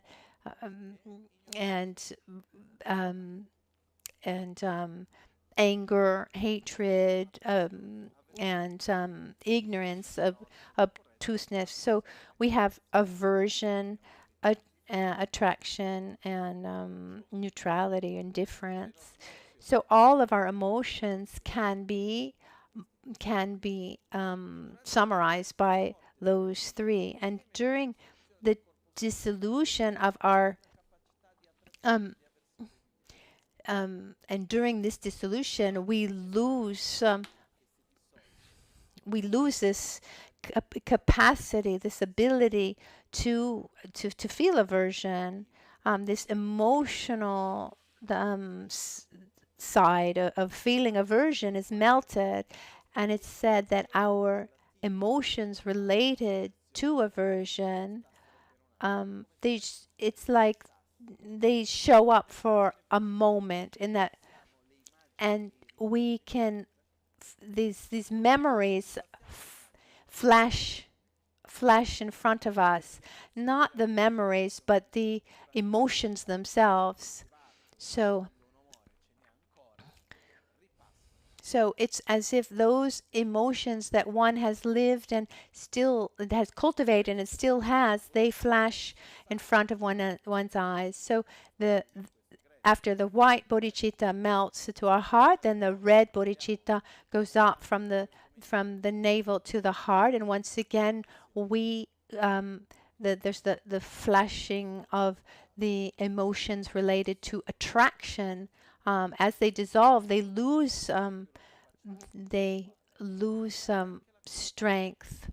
So one loses that emotional ability to have this attraction. So there we have the white vision and the red vision, or the vision of red increase. And then they get to the heart, the white and the red bodhicitta. As I said before, there are two knots at the heart. These knots loosen. The white bodhicitta from the crown within the central channel absorbs in the upper part of the indestructible job, and the red bodhicitta absorbs into the lower part of the indestructible job at our heart. As we said before, the indestructible drop is made up of the essence of the ovum and the sperm, the masculine and female energy, the father and mother energy.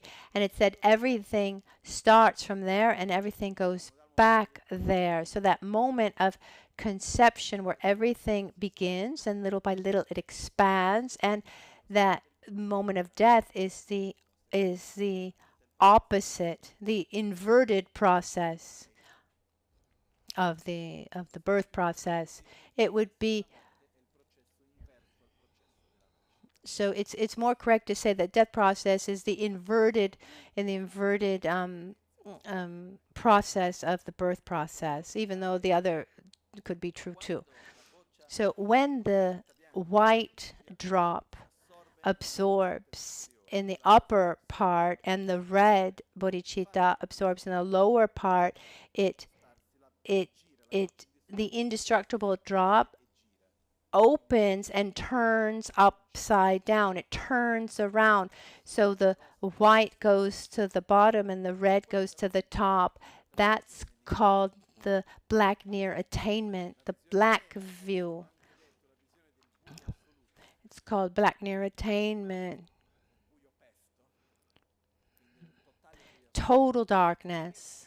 In this moment, when the indestructible drop turns around, it's as if someone just turns off the lights. It's the end. There's nothing else. There's no thought. There's no contact with external. There's no body. There's no attraction, aversion, emotion. Everything's totally turned off. And that's the moment where all the winds finish absorbing into this indestructible drop at the heart. When this turns round, it turns upside down, this moment of total darkness where there's nothing else. That's the end of the dissolution of the natural mental states. This is the part of the indifference, ignorance, or the part that's related to ignorance.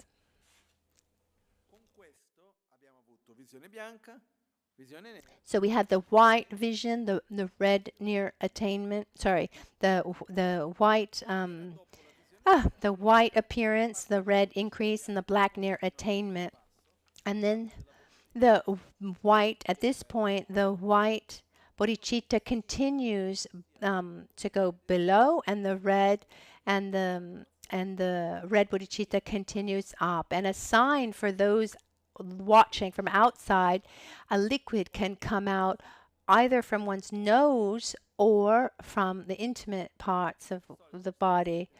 There's a liquid that's a little bit more white that comes out from the lower parts, and a reddish substance from the nose, or from the upper part, from the nose. And this is a sign of the end of this process. And right after that, death comes. Right after that, the clear light. technically, what is clear light? It's the moment. Let's see if I've written anything about it. No, I didn't write anything about. No, I didn't write anything. So what is this moment of the clear light? It's the indestructible drop opens up, and there is no more coarse mind. There is no more coarse body. There's no more perception of the senses, the external world, the body. There's no the memories or the past, conceptions or projections of the future. There's no judgment of the present. There's no sensation or discernment. There's no desire to do anything. There's none. There's not even the emotional part. There's no attraction, aversion, indifference. That's all ceased. And for a moment, there's a nothingness.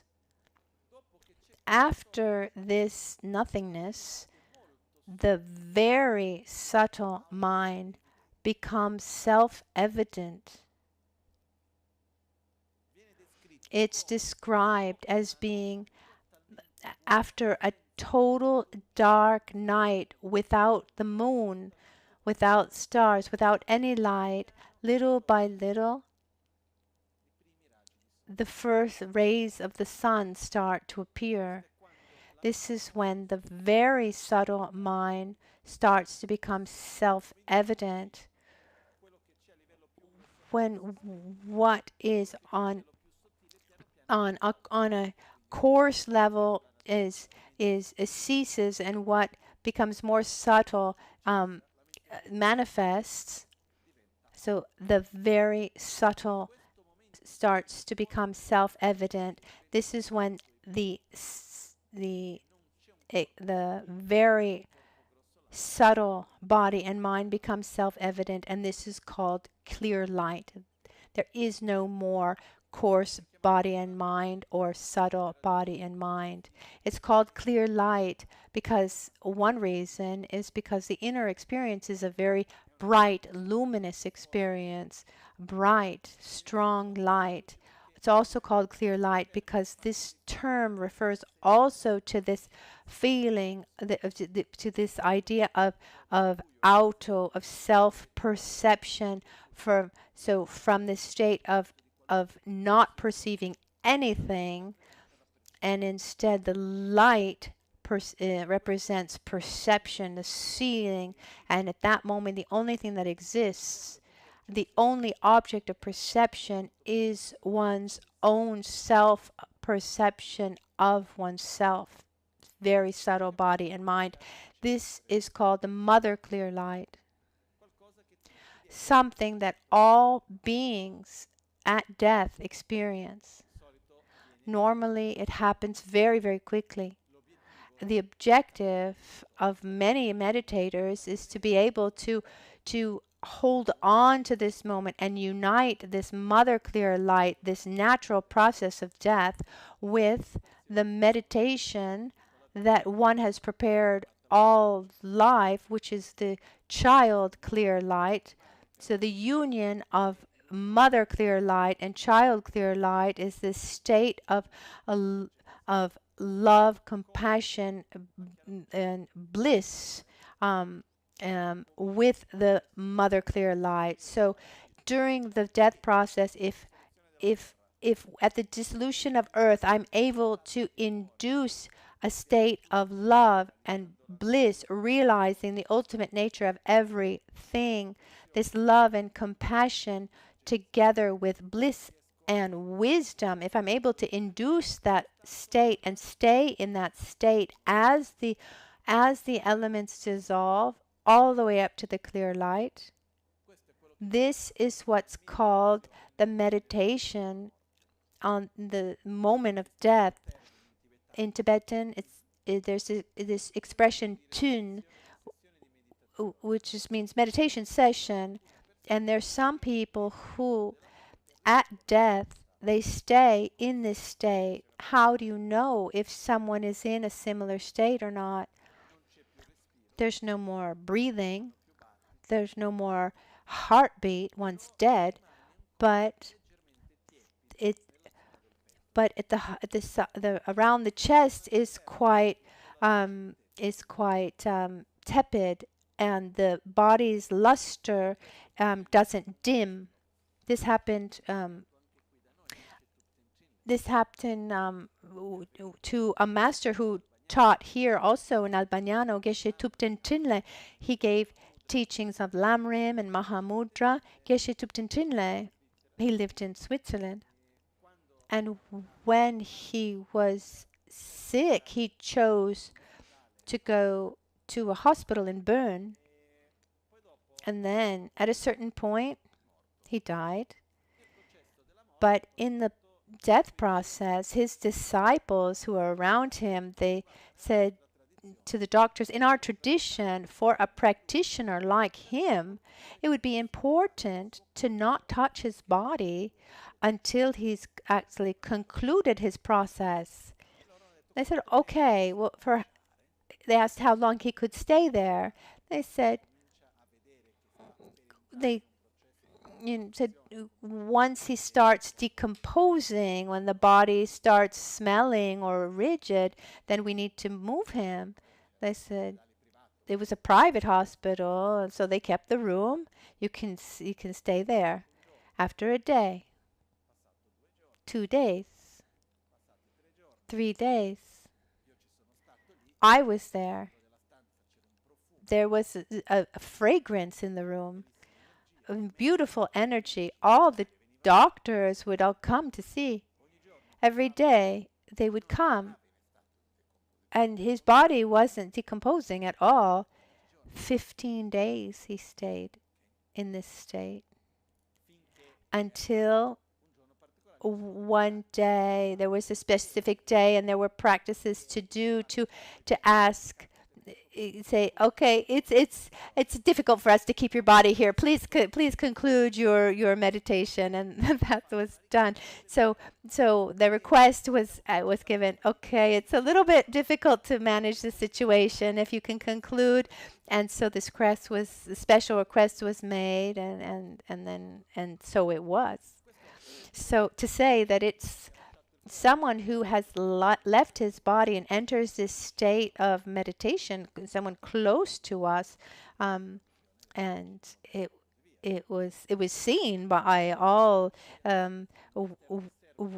Western doctors. It also happened in the monastery of Serpom to a monk whose nickname was Mekara. I don't know if it's in Hindi or the language of the dialect of Karnata. It means like the out of his mind. He liked joking around. I mean, he was correct monk, but someone who worked a lot, etc., etc. At a certain point, he was quite old. He died, and he entered in this meditative state, which isn't that rare, but it doesn't last that long. And he stayed in the state for like a month and a half. And one of the greatest things is that everyone was shocked, because this is a show of a sign of very high realizations, and because they had nicknamed him, crazy, out of his mind, and then he was showing that he was very highly realized. And one of my masters was always telling me, never judge who you have in front of you. You cannot judge the level of realization that one has. Certain practitioners, this is something much more rare, but Kyabche Son Rinpoche, one of the masters of Lama Ganchen, we have his representation here, where there's the image of Trishan Rinpoche, and above to the right, the first image is Kyabche Son Rinpoche. He had this white long beard, and he was very strong, a great practitioner, and joking once he said, it's useless. It's useless to pretend to be great practitioners in your lifetime. You have to show us who you are at the time of death. And there are two nice stories. There was once that Son Rinpoche received a letter. He was quite old. He was in Varanasi, and at that point, one of his attendants, Tenzin Wanchuk, took the letter and he read it for him, and he gave him the letter and he said, "Read this letter for me." And maybe it was in the 70s or something. So he took the letter and he sees that the letter wasn't written in a respectful way. Normally, when you write a letter, there's a whole book on how to write letters. If you're writing to your friend or someone, to the teacher, or if you're writing to the government or the Dalai Lama, so Rinpoche was a very important master. And so the letter was written in affectionate, but not in a respectful way. And he went down to the bottom, and it says, at the bottom was Lobsang Reshe, and his attendant said, "Who is this Lobsang Yeshe?" And he said he didn't take a slap in the face because he was sitting far away. And Lobsang Yeshe was Trishan Rinpoche, was his master. So he was writing to him saying, "I'm tired. I've given so much. I think it's the time to die." And so Rinpoche had written to Trijang Rinpoche, "I'm tired. I've given everything. I think it's time to go."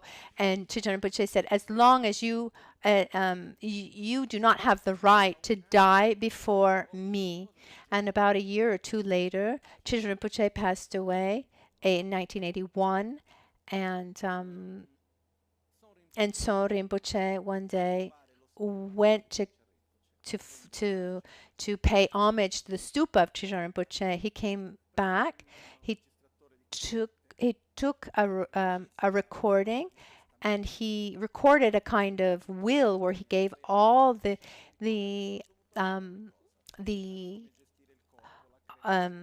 indications on how to do everything, on how to manage his death and his body and his affairs, everything. And then he went into a room, he sat down, and he died in meditation, and he stayed in that state of meditation for a long time.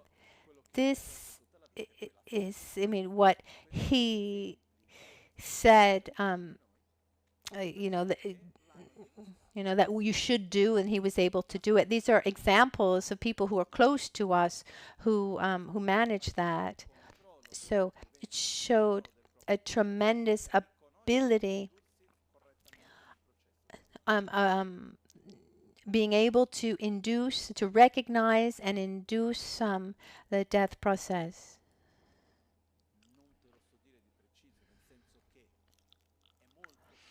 It's very common that many masters who leave their body stay in this state. Lama Zopa, for example, was a very special master. I met him when I was a child. Now he was one of the first to say that I was a tulku. He was when he came to Brazil, for example, it was in 1989. He was a very good friend of Lama Ganshin's, and Lama Ganshin was supposed to go to Brazil to inaugurate the center, but he was sick in Nepal, and he asked Lama Zopa to go for his place. So Lama Zopa went to Brazil for the inauguration of the center, and I remember that first night when Lama Zopa went there. There was this cute room in this old room of the center, and I went in the morning to clean the room and make the bed, and I saw that the bed was completely made, and I went to him and I said, "Oh no, please, you don't need to make the bed. We'll come every morning." He said, "I didn't make the bed. I don't sleep." His whole life since he was very young, and for his whole life, he just meditated at night. So I don't know exactly how his death process went, but I imagine that he entered too into this meditative state.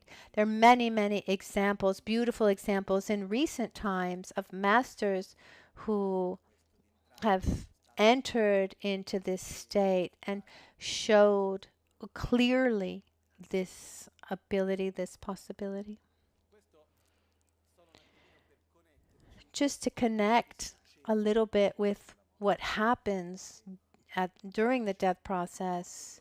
So there's a gross death process, a subtle death process, and during the subtle death process, the subtle mind ceases, and the very subtle mind becomes more and more self-evident, and that's the moment called the clear light.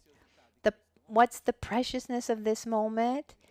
When we're free from all the problems of the past, of the future, and the judgment of the present, and all conceptual problems and emotions of attraction and aversion and all the rest. But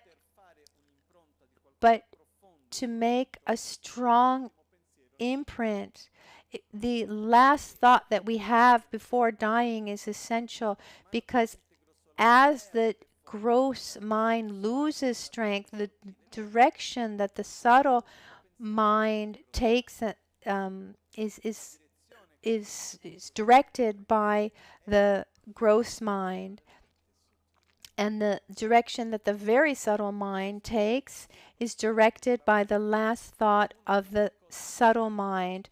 So one of the most important things when the dying process begins is the inner state in which one finds himself. It's not so important if one feels pain, doesn't feel pain, what position one's in, if one it takes morphine, doesn't take morphine. They have a smaller, there's minor importance. What's more important is helping oneself or the other person when the death process starts. Help that person hook on to attract the mind to a virtuous state of mind, a state of love, of gratitude, of joy. The union of bliss, great bliss and emptiness is the highest level. But that aside, someone who's dying is able to connect with someone able to connect with a feeling of great gratitude and love, someone close to him. That is incredibly beneficial. So a key is inducing a virtuous, positive inner state of being before one starts the dying process, for oneself and for others.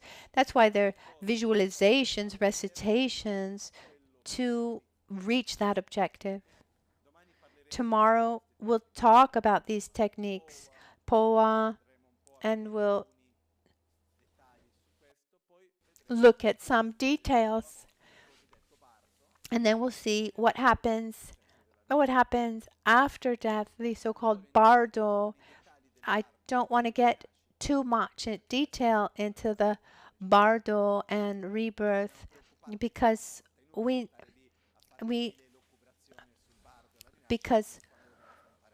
need to focus on facing death. Also, because if you die well, it's said that you'll have a positive bardo and a positive rebirth. If you die badly, you can change direction, it's said, during the bardo and the rebirth, but it's difficult. It's a chain reaction here. So with this, we conclude this brief explanation of the subtle body anatomy and the gross and the very subtle death process. When we do in the practice of self-healing, for example, then there's the dissolution when we do Om Sabha Vashuddha Sarva Dharma Sabha Vashuddha Ham. And in the guided practice, there's a moment where it's said, everything dissolves into light. Our body dissolves into light. This infinite luminous void, this is nothing other than the simulation of the death process. When we imagine, just simplifying things, when we imagine that everything around us dissolves, that actually we lose contact with the world around us. Our body dissolves, and we lose contact with our body. So from the very subtle, from the coarse, the subtle to the very subtle, we reach the clear light. So there are different meditations that simulate this. Today I wanted to put emphasis on the fact that the death process, from my point of view, is not that bad. In the sense that the harder part is the pre-death process. Everything that comes before the actual death process, because once the death process begins, after that first step, one doesn't even have these sensations of pleasure and or pain. Once the gross mind ceases, it becomes very manageable. Instead, what's difficult, the sickness or pain or of what can come before the actual death. And just one point, and tomorrow we'll face this with more attention. Often a question is asked at the time of death, or just the pre-death, or before we start the dying process. What do you think about the use of sedatives? For example, there's a view that sees morphine or sedative as a taboo, like you can't use it. But the real answer is yes and no. Let me explain myself. If one prepares oneself his whole life meditating meditates at sleep, preparing oneself for death, and then when one is filled with sedatives, then one loses that inner clarity, because these substances take away the pain, but they also take away the inner clarity. So someone who has inner clarity, who's prepared his entire life, one shouldn't use these substances. I was together with Lama Michel Rinpoche up to the last moment, but I never saw him, not even for a second, show him any kind of physical or mental malaise. His body was tired, but I never saw him manifest any kind of malaise. One day he just said, I have a pain here. This means in 2 days I'm going to die. Everyone says, no, Rinpoche, it's not like this. He said, I know my body, but it was incredibly serene about it. So someone who has prepared himself his entire life needs to have that space to realize what he's trained for. Someone who doesn't know how to face pain or has trouble with that. Pain generates anxiety, malaise, fear, etc. And we don't want that person to die at that state of mind. So I think it's better to help the person induce a virtuous state of mind, even if it means also using sedatives to direct the mind to a positive state. It's not that I don't see. It really depends on how much the person has prepared himself to meditate on um, on on the dying process. I I really wish everyone to be ready when that moment comes, but we shouldn't have any kind of problems if we feel the need to use sedatives. Yeah. I've seen people say, "Oh, I can't take any some painkillers because this is against my path." If I have the ability to maintain a virtuous, clear control over my mind, it's better that I don't take anything that's going to take away that mental clarity. But if I don't have that level of control and there's something that can help me face all of this with more serenity, then we should take advantage of that. I think it's quite clear, isn't it? So, to conclude, the conclusion is that death is enormous opportunity. It's not something negative. It's not a negative process. We're much more familiar with the death process than we think, because every day when we fall asleep, we go through this.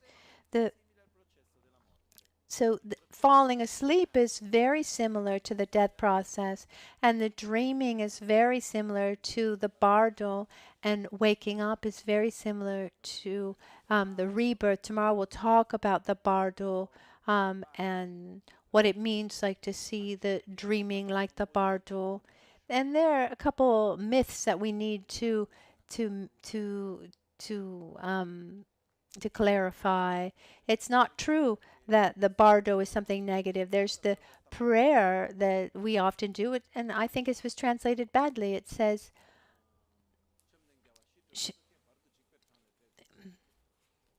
it says, oh, the peaceful. It says peaceful and wrathful. Sorry, let me just. It says. It says, "Oh, peaceful and wrathful deities, please, please liberate me from the narrow and frightening passage of the bardo." But it was translated badly. It's not the bardo. It's missing a. It's not free me from the frightening and narrow passage of the bardo, but it should be, please liberate me from a negative bardo, from a fearful or frightening and narrow bardo passage. So when we say a, that means it's just one possibility. But it's a chain reaction. If we die well, then we'll have the probabilities that we'll have a good bardo, and a good bardo will have a good rebirth. What's fundamental is that we need, and the most important thing is that we need to direct our mind to a positive and peaceful mind, and have an inner reference of like an inner refuge, our inner reference point where within we can find that balance and that peace. Now I'm just going to stop here, otherwise I start with other things. How can we develop this inner state of being? Guru Yoga, for example, and tomorrow we'll see this. Last thing, this stupa, for example. This stupa shows us the death process. Are you able to see the image? What's the first element that dissolves? Is the earth. What's the form that represents earth? Is the square. So this is a throne. So the actual stupa begins here above. The first part is square earth, and the earth it dissolves into water. Then we see this vase that represents the water. Water dissolves into to this triangle. These 13 levels that represents the fire. Fire dissolves into wind high. You can see these kind of flower petals, but actually it's a kind of banner or a kind of skirt. It's a kind of a banner that represents the wind element, and above the wind we have the moon, the sun, and then the tip. So we have white vision is the moon, the red vision is the sun, and then the nada that represents the last part, which is the black near attainment and the clear light. So the stupa from below above shows us the death process. Just a curiosity for you so that you can see it. Oh, so it's time for our dedications for today.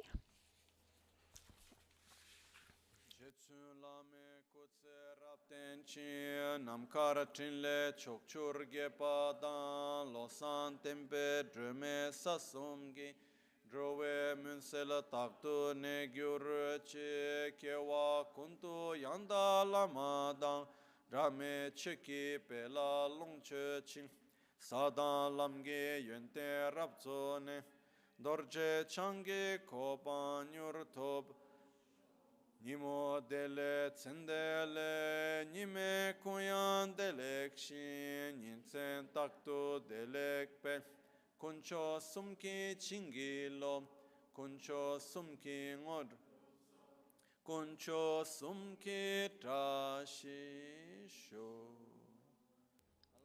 At dawn or at dusk, at night or midday, may the three jewels grant us their blessings. May they help us to obtain all realizations and sprinkle the path of our lives with various signs of auspiciousness. Tashidele. Thank you, everyone. See you tomorrow morning.